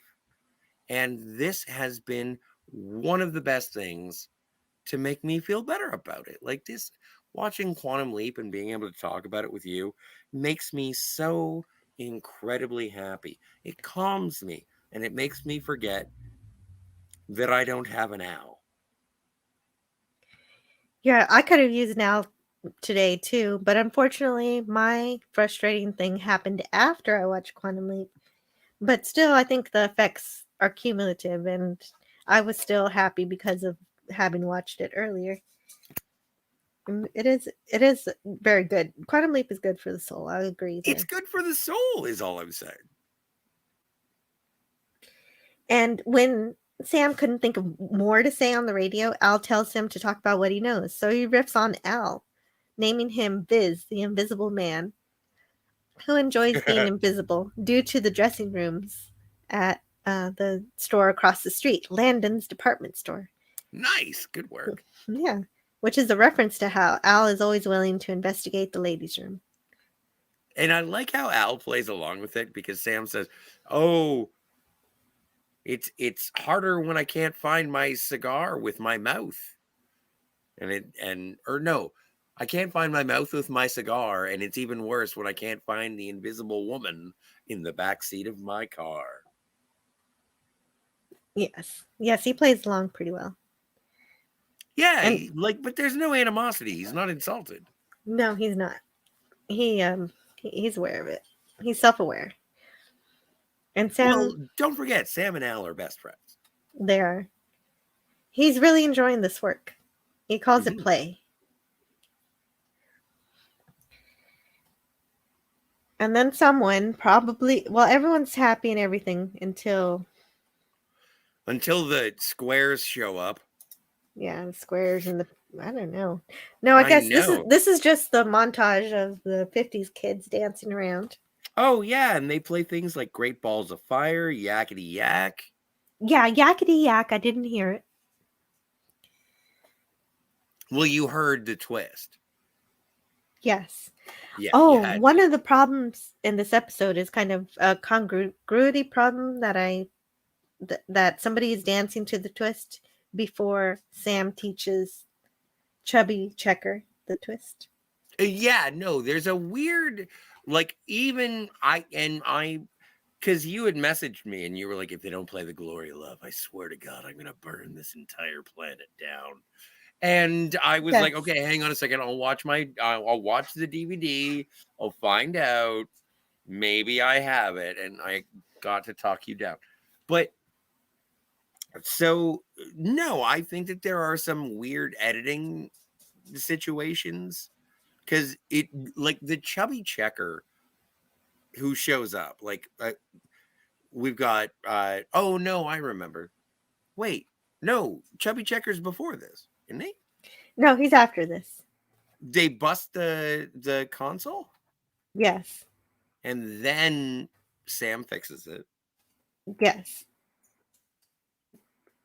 So I'm saying that this is Fred doing this because I don't know who else could be doing this, so we never find out who the criminal is. So I don't it's kind of not fair to say it's Fred, but he is basically the antagonist to the episode, and he's the one who most hates the fact that they're playing rock and roll. I don't know. I saw some guys with different colored coats on in the final riot. Okay, And I but was like, I always thought that was the varsity team or something. and you think the varsity, the Hey, John Phil. hate Hey, Scogli. music? Hey, Finity. Well, yeah, I do. Bunch of meatheads. They like nothing but marching bands. Okay, Isn't that what they somebody. play? Isn't that what they play at football games? Is marching bands? Yes, I was in the marching band and I played music there. Yes. Do you still have the uniform? No, I never owned it. It was A rental? no, I mean it was like assigned to me and I had to wash it and stuff, but it wasn't mine. You had to wash someone else's clothes to what did you play? I played the alto sax. Oh You know wow. what? Maybe I don't know. Are I don't you Lisa Simpson? No. Okay. I don't have the ear for music like I said in the last episode. I need to have the piece in front of me. I can memorize it, but I won't know how to construct a tune to save my life. But I enjoyed it. It was fun. One of these days I'm gonna bet you $100 that you can't play Night Train. I probably will lose. All right. I just won $100, everybody. Please don't forget to put that in the I chat. didn't agree to a bet. You said you would lose. You forfeited. That's a legally binding contract. No, Jill. I would lose if I placed the bet. I didn't place Fine. the bet. You've won this time, Antiderivative. Thank you.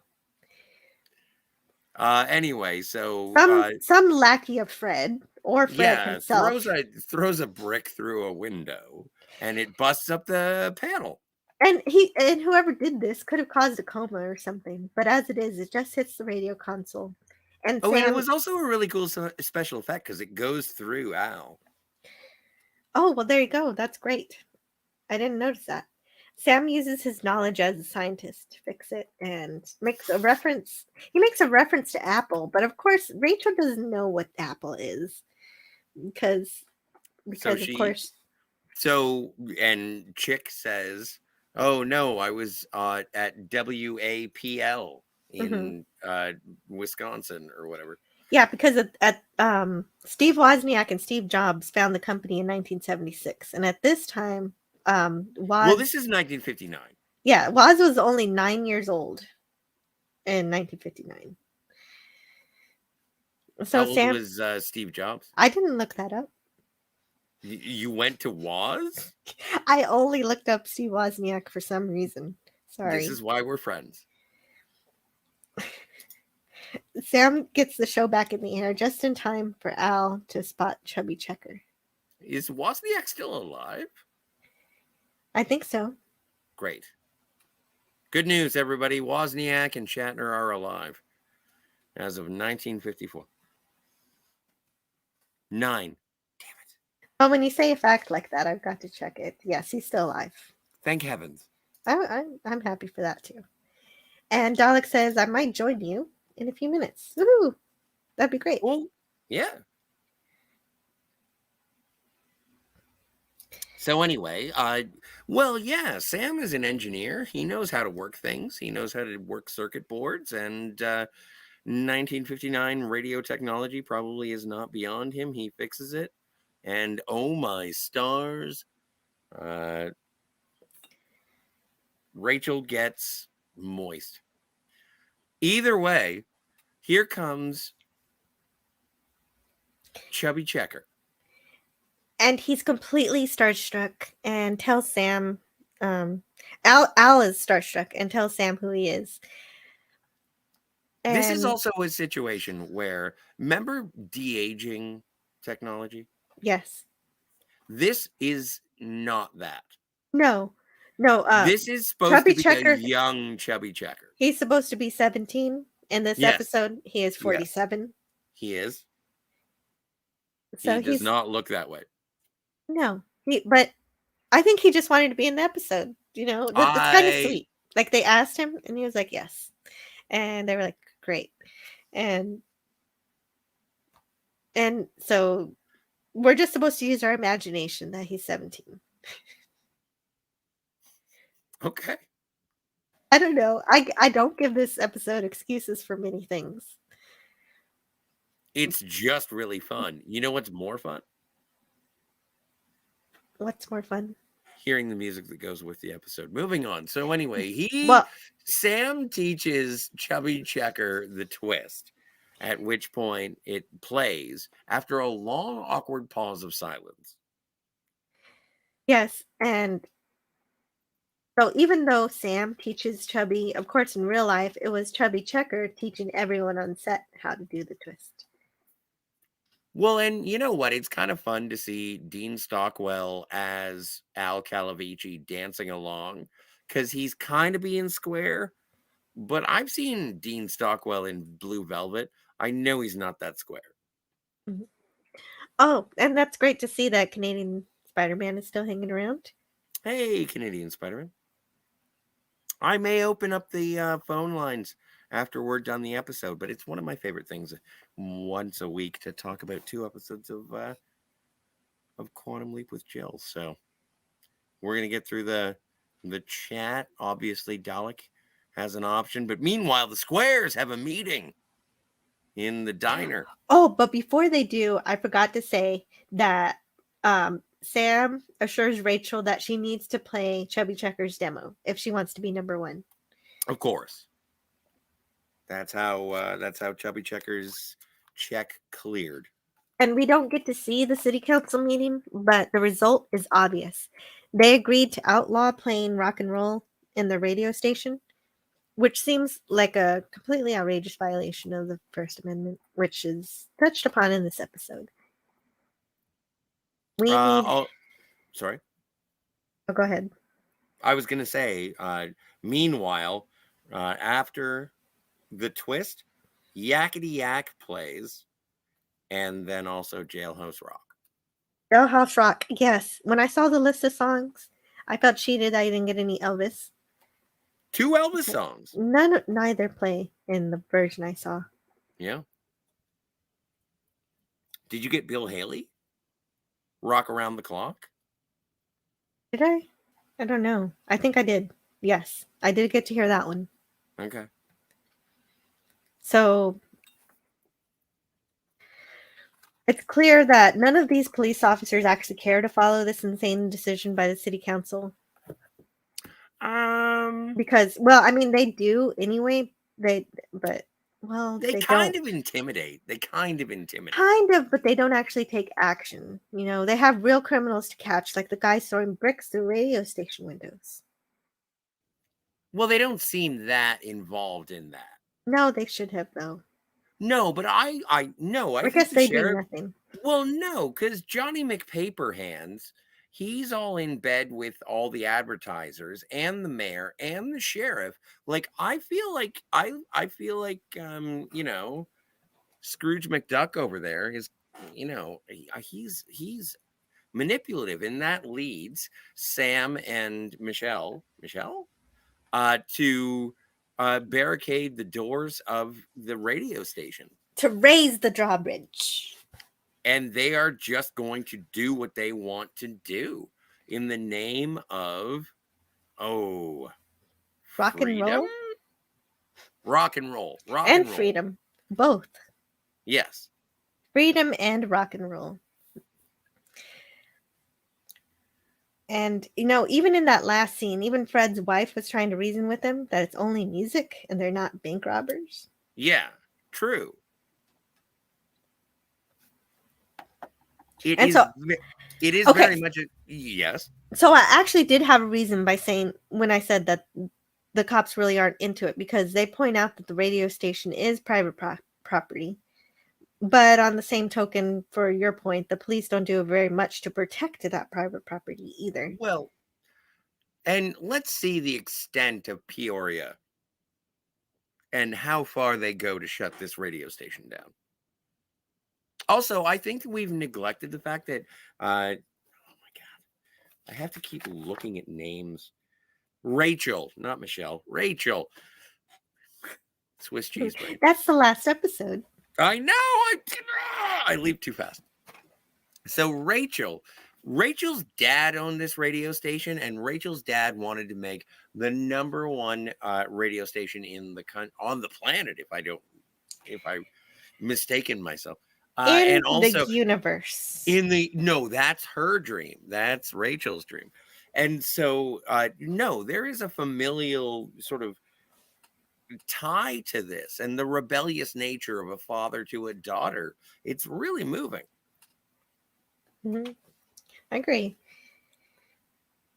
Yeah, and so that is her motivation in this episode. She wants to make her radio station a success because of what her father built.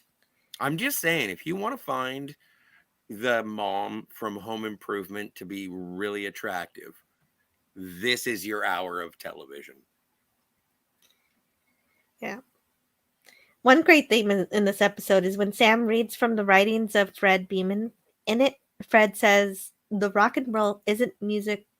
Okay, so Fred, but half-articulate speech, which Sam and Rachel point out is protected under the First Amendment. So, yes. Yeah.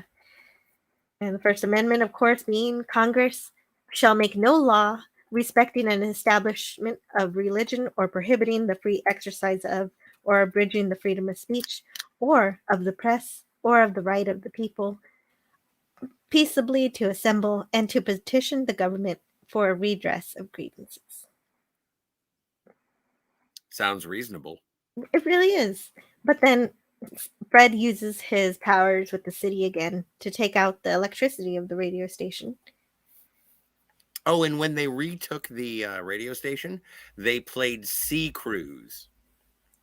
Ooh wee, baby, ooh wee. Did you hear that one? No. Yeah. Hey, Lemon.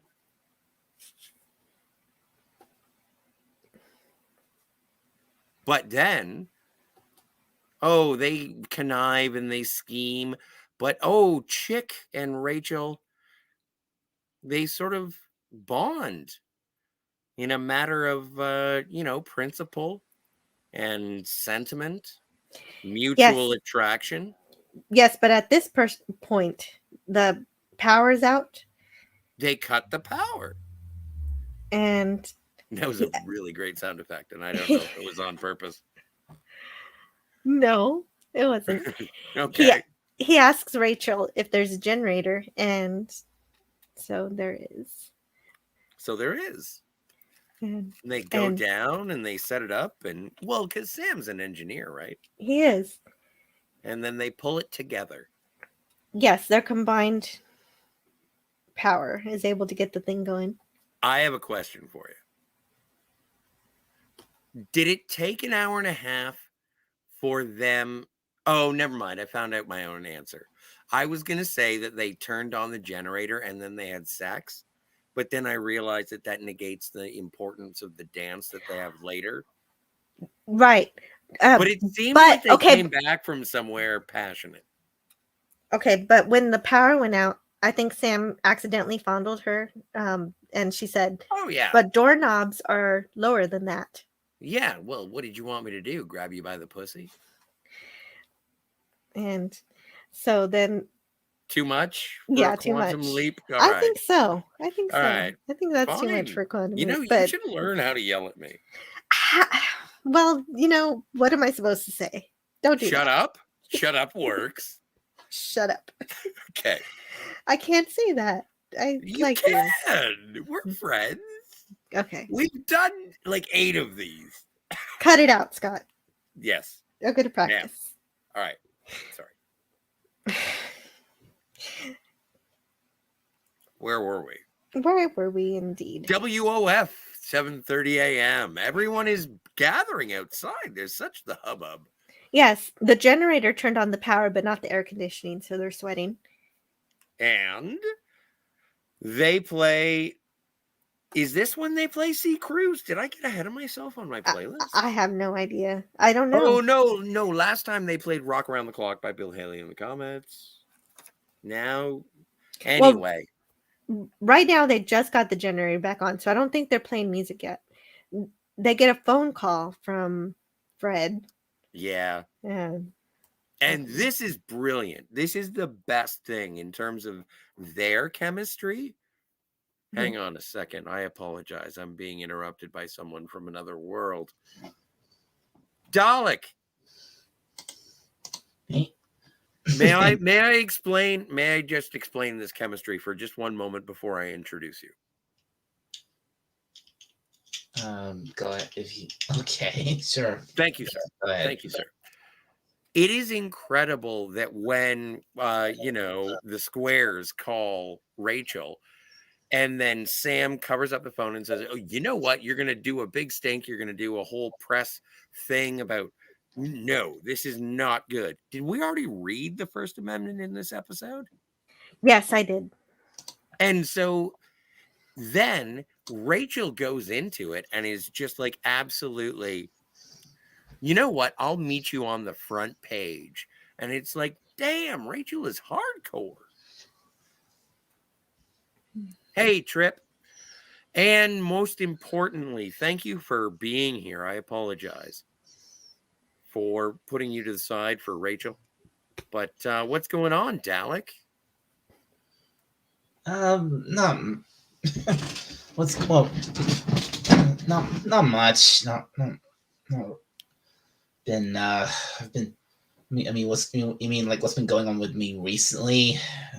Because specifically in the nature of this episode, if it's not too much trouble, my friend. Well, this sorry. Yeah.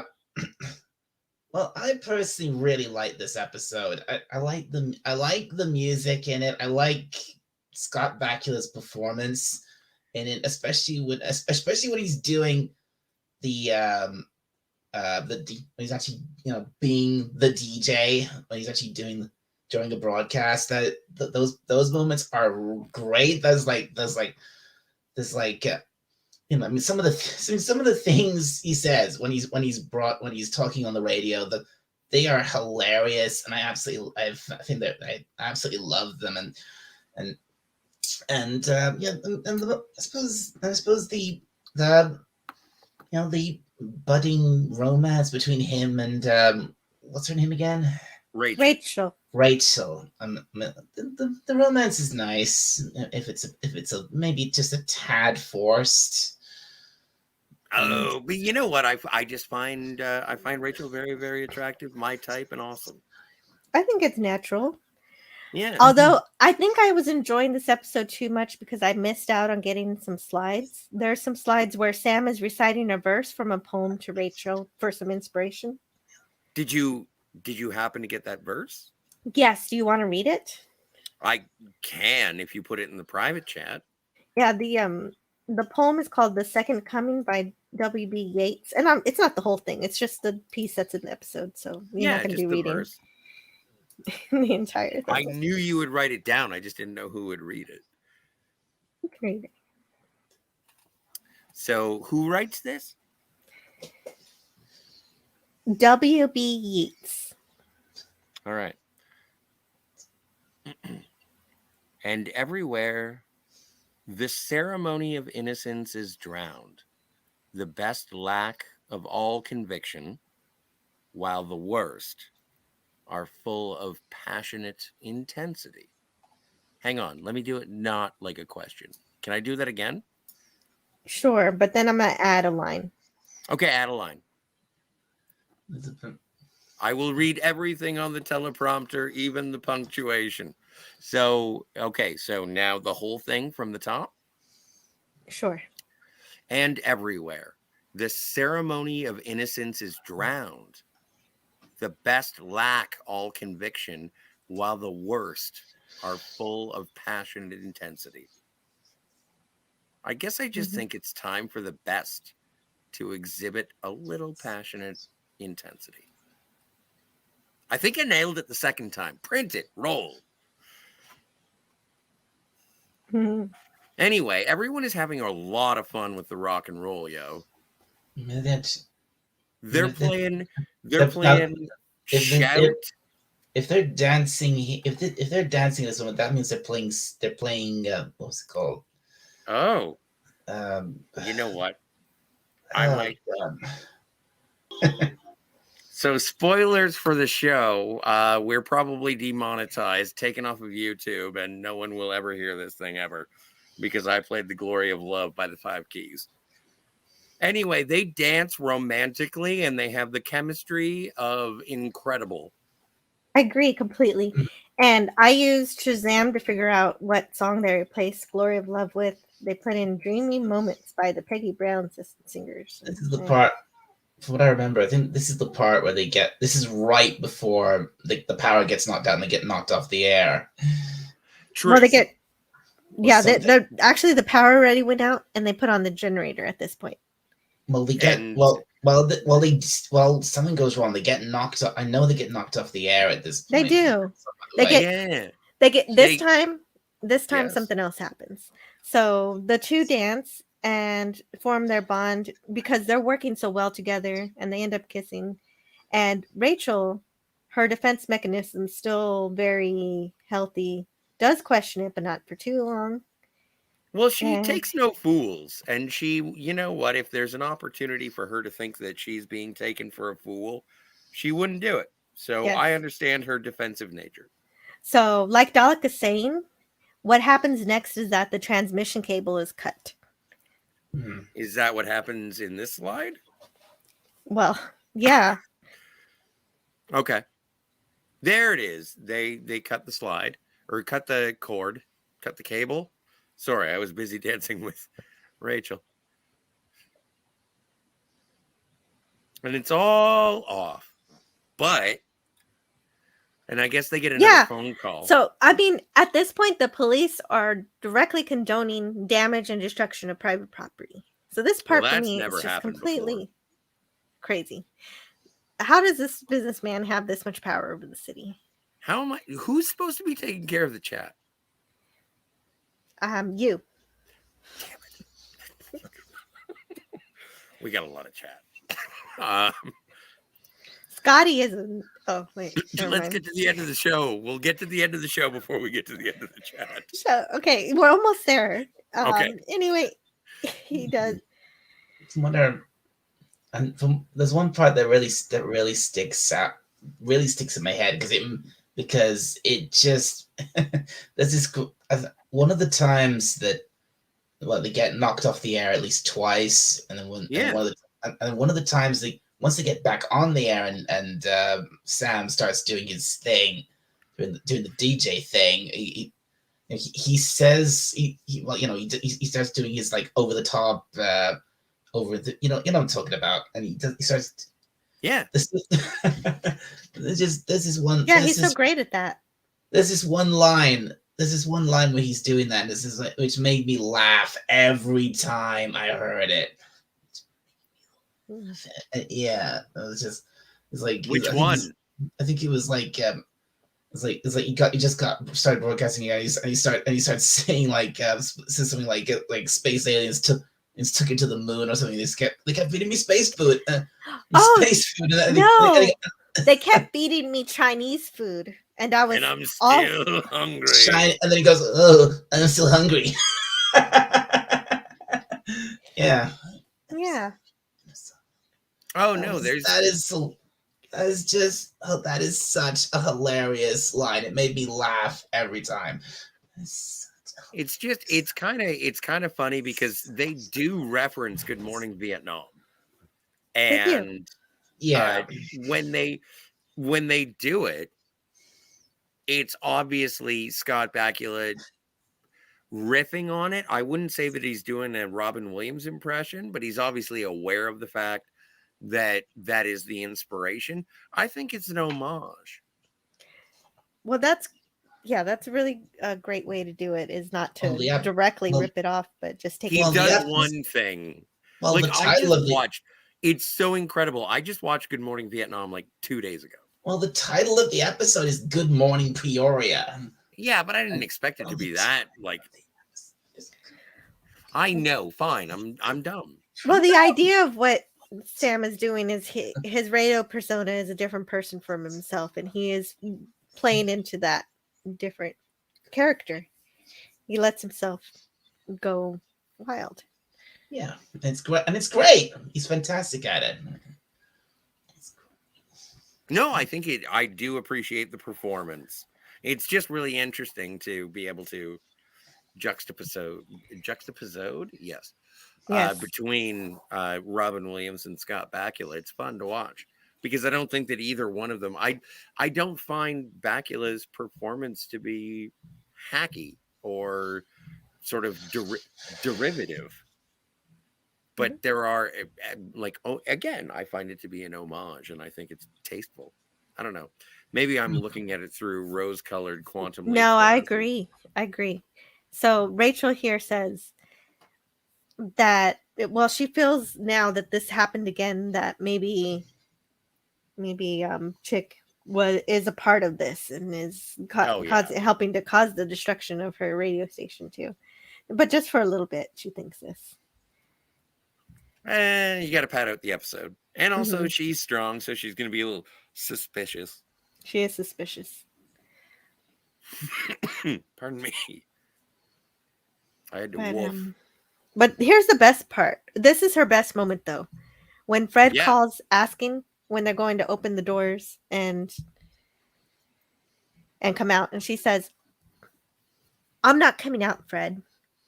If I have to make an antenna out of bobby pins, I'm going back on the air with rock and roll."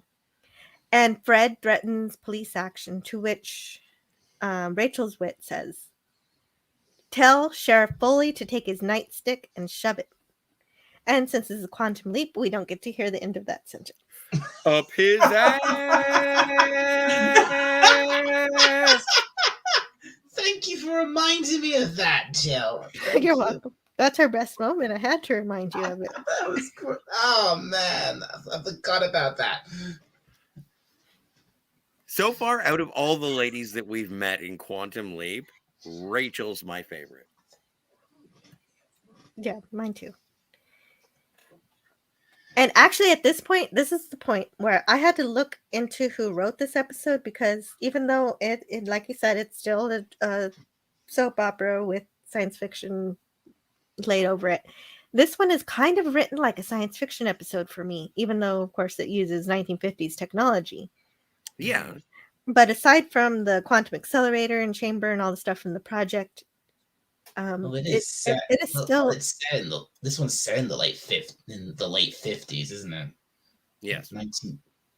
yeah. So actually, this is actually Chris Rupenthal's first time working with, I think, with science fiction on this level. But I don't know really his history. I want to learn more about him, because there's something about him that knows what he's doing here. He is a really good writer for this episode. He goes on to work with what? Did you want to go on? Did you want to explain? No, I don't know. That's You what. don't That's know my what question is. I know that You he don't know goes. any more about his but you always know that when there's a shitty writer, you always know when this is the only thing they ever wrote. Well, And no, this is a he wrote writer a that you lot. admire. So this guy wrote a lot. What's He his name did, again? but he wrote Chris Rupenthal, Okay. and he goes on to work with Outer Limits later, but only after Quantum Leap. So I wanted to know if he had any sci-fi before this. But before this, he wrote one episode of Max Headroom. Oh my god! So that's sci-fi. I don't know. Holy I what I'm saying is that I think that there's more to him than I saw. There has to be more that he wrote before he wrote for TV. Because how Jill. else is this guy this good?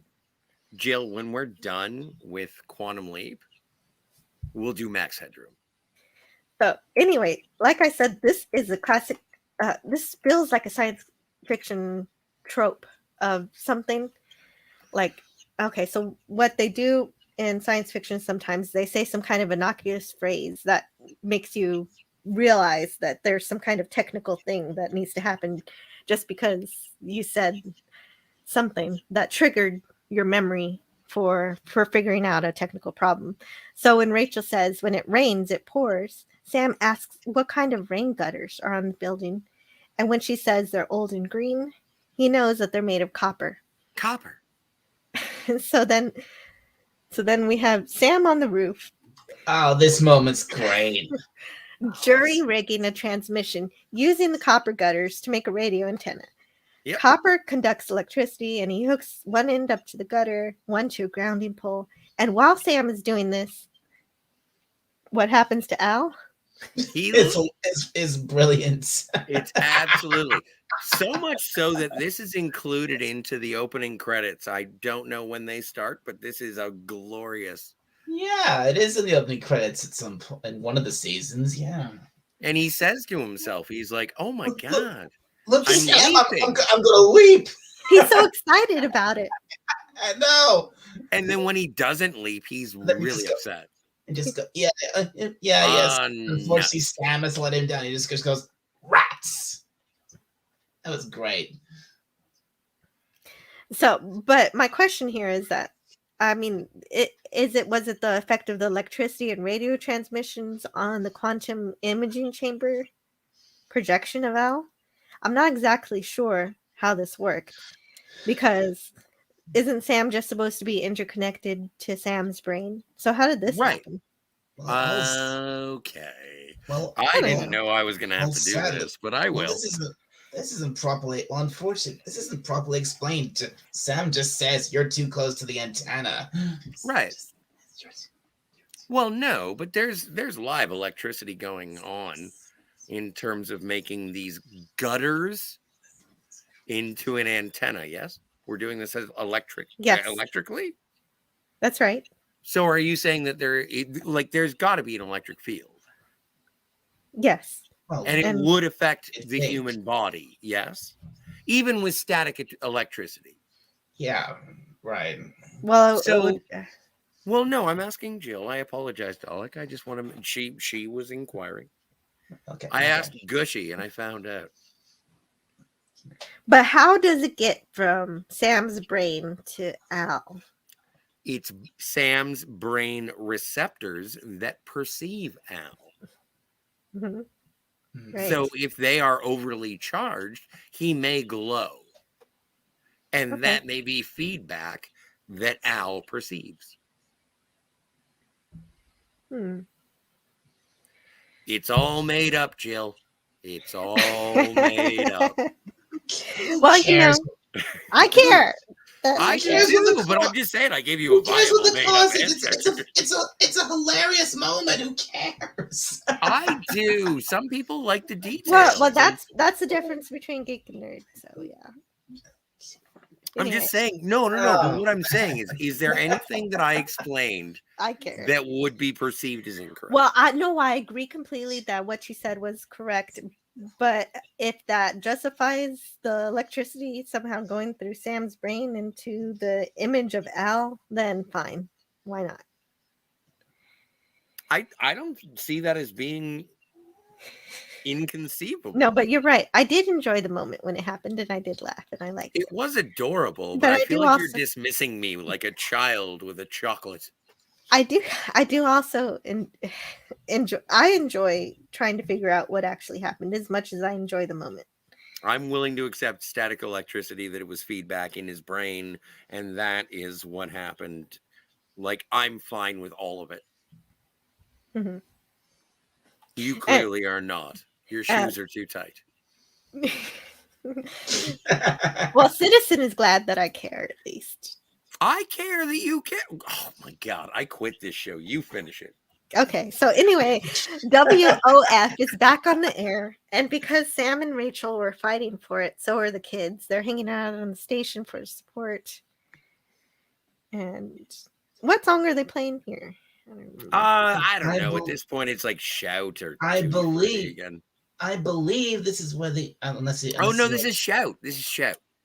Yeah, so this was the big scene. I So thought this was during the big action scene is when they play I Shout. thought this was where they played the twist, or was that earlier on? That was earlier. That was earlier. They do play it twice, but I think they played at the end. But no, this is when they play Shout, and this is when Mr.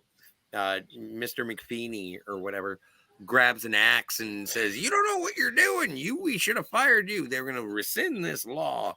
And okay, hang on a second. Yes, that's Let right. me explain this rationally.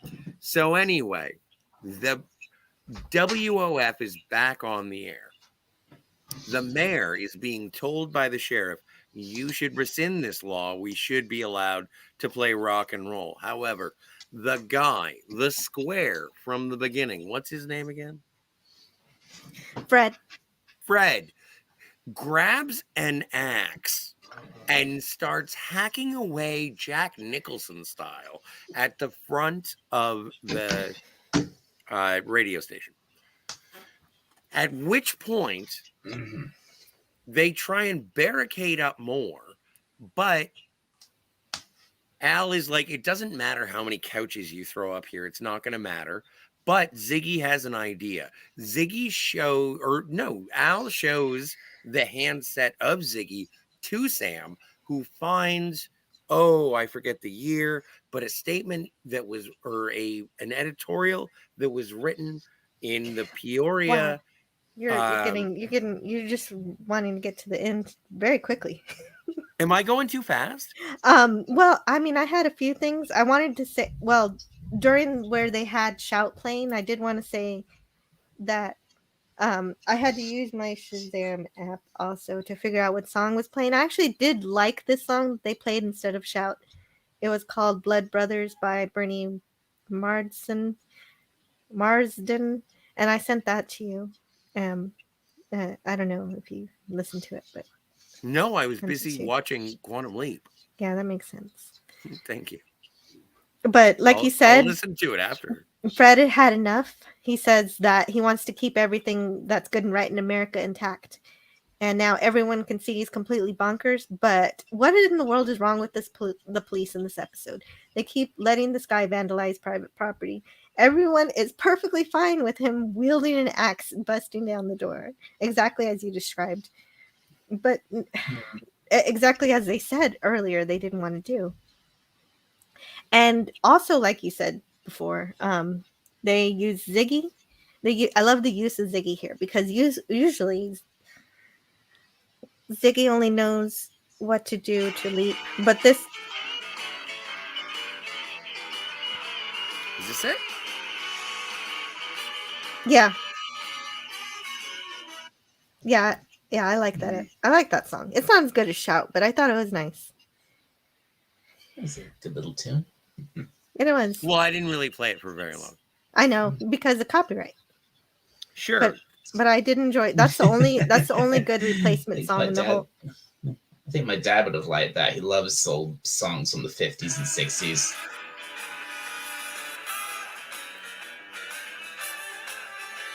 Yes. I didn't even know that was a real song. I loved it. It was Okay. a good song.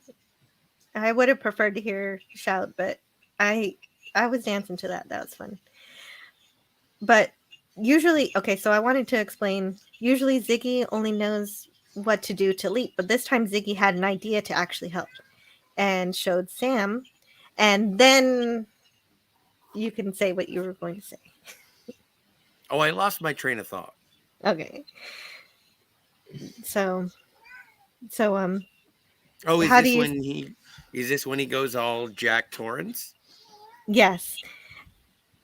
And how do you so soothe the savage beast? Not with music in Fred's case, but with his own words. with his own words, which is a beaut. Do you have the quote?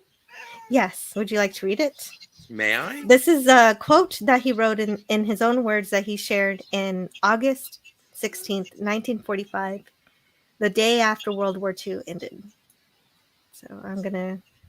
Oh, wow. This is kind of a long one. Are you okay with reading it? Let's Yes. see. It's beautiful. And it is exactly what this man should hear again. It's what everyone who wants to silence someone else. Here we are. I think you sent it 3 times. I don't know. Is there pictures? Oh my God, you sent me a dick pic. Never mind. Just get on with it, will ya? I will. I don't know if this is all of it, but I'll give it a go. No, it's not all of it. Pardon me. Well, I'll start. If I could. I will send the rest. If you don't do it, I'll do it. You start then. Okay, I will. I love reading. Okay, the guns are silent now, and so are many of the men whose hands once held them. Never again will they see their wives or mothers. Never again will they hear their children laugh, and never again will they smell the sweet scents of home.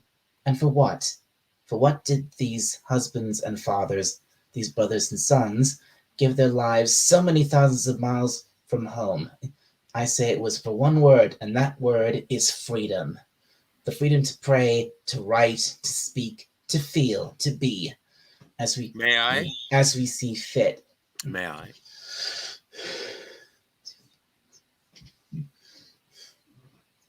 As we see fit, and not as others would dictate to us.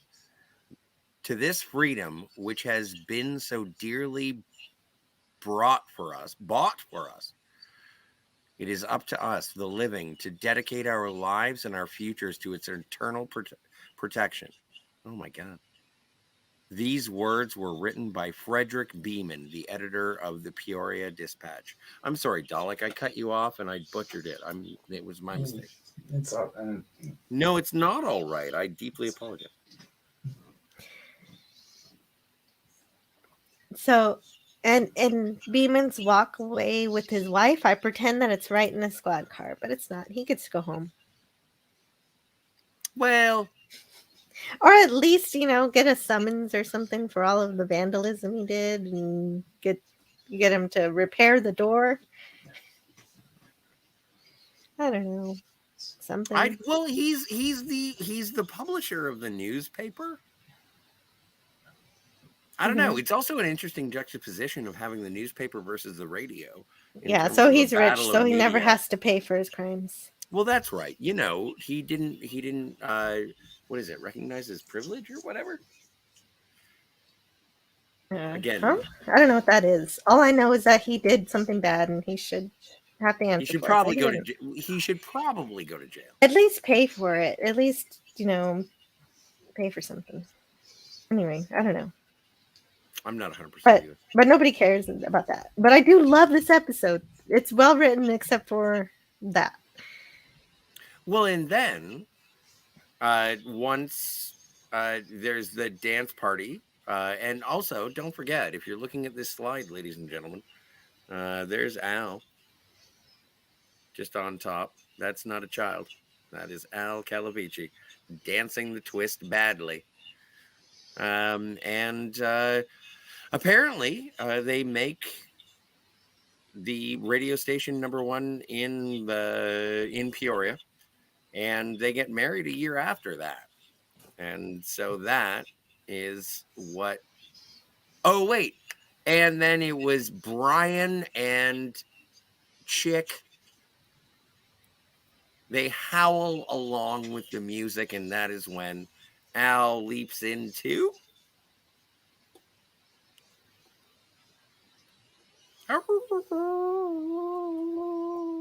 Oh, Oh my God. I know, ladies and gentlemen, boys and girls, fans of In the Loop. Next week, you know what we get to talk about? Jews. Sam leaps into a rabbi. So that'll be our first episode next He week. leaps into a rabbi. Oy vey, Oy vey. I'm the Oy rabbi. vey, he says. Yeah, he says that. You know what? And it's one of the worst things about sort of reviewing a wholesome family soap opera, science fiction, time travel show is that we have stumbled across so many landmines. But the thing is that Sam and Al get us through it, and we never feel all that bad. Honestly, yeah, I gotta. I It's know called this is empathy. I know it's a bit early for saying. But I know I have to wait till next week for it. But I'm just saying the next episode, it's not that bad. Okay, it doesn't lead. I don't think I remember it. It doesn't lead into the religious stuff too heavily. Well, it's already a very religious show to begin with, Dalek. Well, okay, That's right. yes, yes, that's true. Like, in terms of jumping into, or pardon me, leaping into, he didn't leap into a priest first. He did help a nun make a convent or whatever. And not only that, whoever is controlling these leaps, where Sam is leaping to, is said to be a higher power, at least. Well, or in some cases, directly God. Have you ever seen the last Yeah, episode? yeah. You said, and I know the person, the being or power, leaping Sam around. He's said to be some higher. Yeah, no, he's supposed to be some higher being, or he's said to be God. I know all that. Well, Dalek, I'm so happy you're here so that we can play Quantum Leap Bingo. These are subjective tiles, and we get to find out whether or not we got a bingo. If we go from top left to right. Quantum Leap Bingo. This is new. I know it has been provided by Simone from the Fantasmagorium Facebook group, and I appreciate it greatly. So, in Quantum Leap Bingo, you have to answer each square. Did Sam get upset? He most likely did at some point. At the very beginning when he knocked over everything, yes. Theme song played 2 times as long as it should. No. Incorrect. Like, that's never going to happen. Mm-hmm. Sam talks to himself. What do you mean the theme song played twice as long as it should? That's never happened. Yeah, I don't know what that means. That's why it's never going to happen. But Sam talks to himself. Yes, he does. It's not in public, but was it in public? Because he's showing the records. That's right. He's showing the records, and Rachel and Brian are watching. So is that public? Yes. Okay, fine. Observed by others is public. Yes, I'll agree. Al talks about an old job he had. I don't think so. I don't recall. No, I think the substitute is the movie. Like when he says, "Didn't you see the movie?" Like it's Mhm. more about that. Al quotes a percentage. He does that every episode, so yes. Well, when? Yes, he did. All right. A U.S. president, yes, Yes. because it was Eisenhower. Yeah, it was Eisenhower. Sam just can't get out of a situation. Well, DJing. Hmm. Sudden disdain. Well, maybe for a second with Rachel. From She- Rachel. Yeah, from Rachel. Okay. Especially sudden when disdain. she thinks that he's conspiring against her. Right. Al forgets he's a hologram and tries to help. Well, he did forget that he was a hologram. When Yeah, he got thought all he was glowy. leaping. Yeah, he Yeah. thought he was leaping, so yes. But Oh he my was goodness, trying are to we help. getting bingo already? Someone gets sexually harassed. Yes. Who got Not- sexually harassed? It was accidental, but it was dark and Oh, right. Sam Doorknobs groped her. are lower. Yeah. It gets moments like that. There were a lot worse moments like that to come. Trust me. Dalek, if I ever Oh, touch you in the no. dark, don't press charges. But I guess I wouldn't call it harassment because it wasn't on purpose. It was a It was a mistake. It was okay. So I'm not going Alright. to count that. Depends on your Let's lawyer. continue. Mhm. All right. Where do we got? Al hits his handheld device. Yes. Sam wears a uniform. No. Sam saves a life. Sure. Mhm. Al acts like a dirty old man. Actually, he doesn't this episode, only by proxy in relation Yeah. to how he used to. Yeah. No, he's No, there isn't much of Al's more dirty side in this episode at all, He if doesn't- any.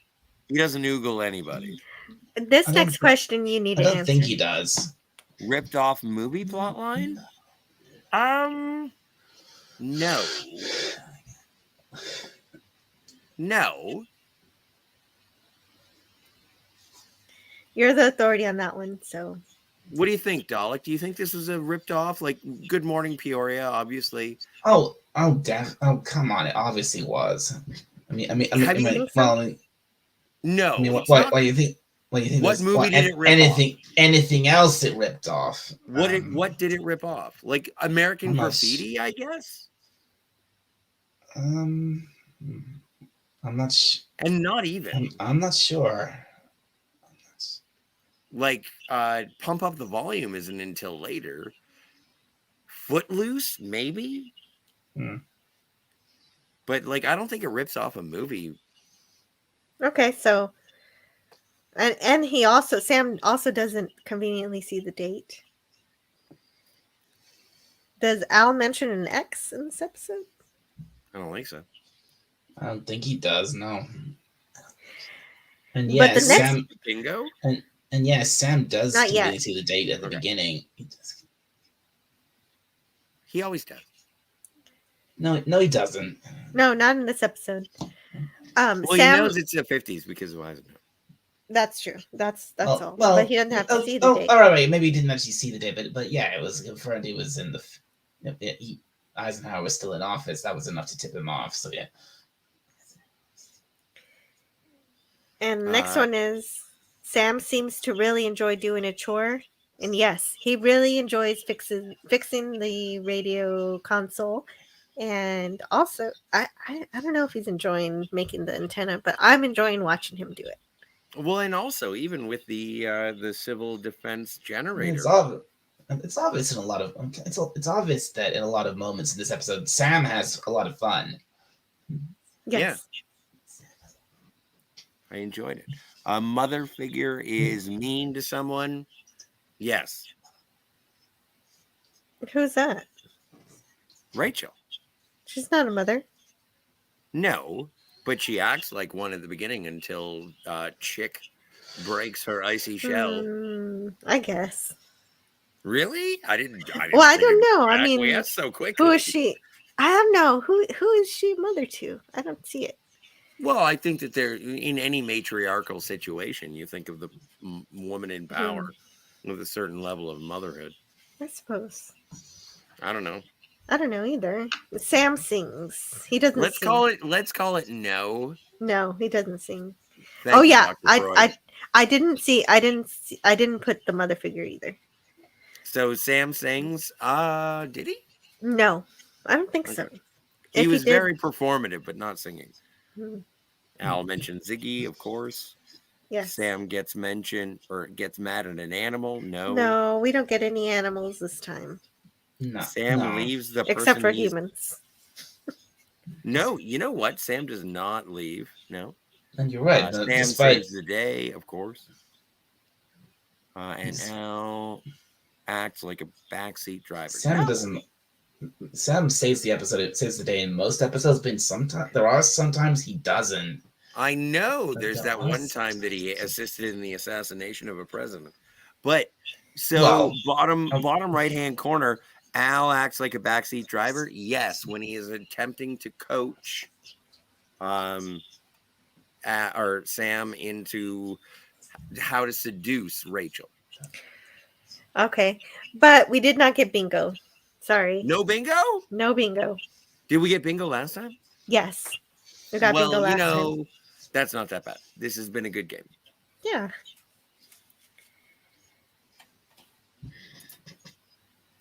So yeah, I don't even know what episodes of the season we're at now. I'm just sort of cycling through my discs, which everyone is envious of now because I have the original soundtrack. You have the correct disc. So that's been good. I should check and see if there's a You should be chat. so proud. Oh, I am. There's 4 comments. Canadian Spider-Man says to Trip, "Hail to you, eh?" And Canadian Spider-Man says to Lemon Pie, "Good day to you." Trip says, "Hail, Canadian Spider-Man." And Phil Hamoud says, "Either he always sees the date or Al tells him if he doesn't, in my opinion." Yeah, makes sense. Well, yeah, that's what usually happens. If he doesn't see, yeah, Al usually tells him the date anyway. So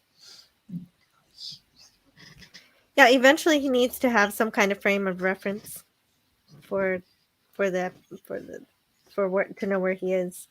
And yes, I really do love this episode. I think because one of my goals is to buy those DVDs that you have. Oh, you don't have to. No, I need to. Okay. I need to see the actual episode with the better music. Is this kind of like watching the original Star Trek with the original special effects? wait a minute. Are you telling me that they didn't change? Don't tell me they changed the music in this episode. Yeah.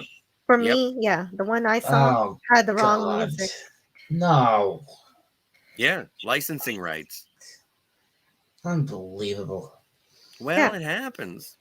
And that's why I advocate for physical media, my friends. You get the physical, you find out which ones have the original cuts. Find out. Like I've got, it didn't take a lot of effort for me to find the original Star Wars when it just said Star Wars, no A New Hope or anything. It's not that hard. It's not the best quality in the world, but at the very least, it's the original. Mm-hmm. Fair enough. And I also like this episode for exploring First Amendment rights. That continued to be an issue going into the 80s and then the years where they had censorship and labels on the CDs. Well, and, part of the benefit of the freedom of speech, and like we don't have that in Canada, you do in the United States, but one of the best parts is that it's contextual. So next week when we talk about Sam being a rabbi, I'm going to be able to say Jew as much as I want. That's right. And also, this is my favorite type of romance that is based off a couple working together as a team to get something done. And that is this episode. And plus, Scott and Patricia have really great chemistry to make it even better. And I loved when Fred would try to take over the station, but every time Sam would figure out how to fix it. So this is the first episode in a very long time where we get something mechanical, something being fixed, and it's it's a nice change. I really enjoyed him using his engineering. Yes, Like I he love. built Quantum Leap, so Yeah, I love this episode. So it's my favorite since the pilot, I think. okay. Well, if anybody has the Blu-rays out there, don't forget to drop something in the comments and let us know. Don't forget to like and subscribe. I apologize for all of my negative comments about next week's episodes and anything I had to say about the visually impaired. Um, I don't think you had anything that you said that was worthy of needing to apologize. You did okay, fine. thank you. Thanks, Al. Wait, no, you're Sam. I'm Al. Oh, yeah. You're nicer. I'm the smoker. Yeah, you got your. Oh no! Hold on, just a second. Oh, we're getting a Yelp review, ladies and gentlemen, live Uh, on air. I had to squash a bot in the chat. Oh, was there a bot in the chat? Well, that means Yes. we're popular. Thank heavens. Anyway, Dalek, thank you No, so because much. apparently the bot was 3 listeners, and we got the. We have no one listening anymore. That's fantastic. Yeah. Well, it's the way it goes. Mhm. Hey, don't forget to like and subscribe on all this X69 fun. Really? No one's watching? No, I was just kidding. No, we Well, do have some watchers. I guess it's time to leap then. Dalek, do you have anything that you would like to? Hang on a second. Let me get something out of this way. I apologize. Oh, don't get all uppity. Here we are. Please, Dalek 451. Where do you live on the internet? All right. um, I these really great people here. I have a YouTube channel of my own, which is just simply Dalek 451. So easy enough to find. If you just please go and subscribe there because I do live streams about well, I mainly do chillin'. What I call my chillin' chat streams. Where you can come, anyone's free to come on in, and we can have a have a good have a chat about pretty much anything and anything about in pop culture. Um, some some sometimes I do specific. Sometimes it's open. Sometimes I do specific subjects. I talk about.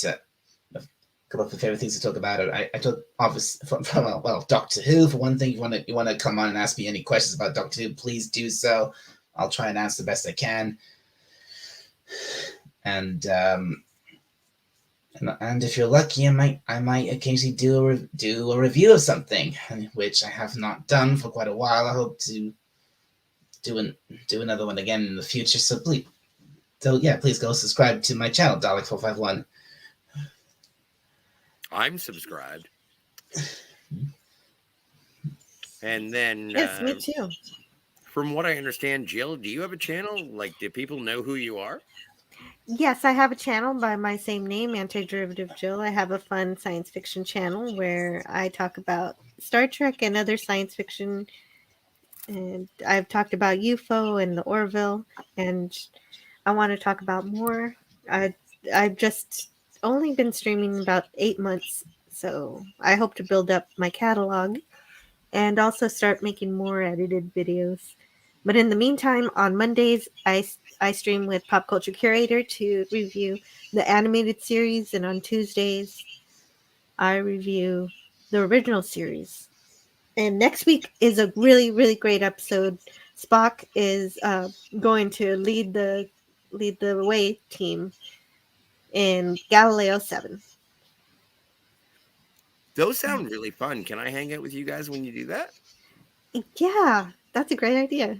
I'd love to see you there. Nice. Thank you. That'd be great. And are we doing anything tomorrow? Yes, tomorrow I'm going to have a tea time. Tomorrow, on Saturday is actually Well, no, Blade Runner Day. did you get the slides done? No, I haven't got the slides done. I need to do We that. don't have to do it if you don't want to.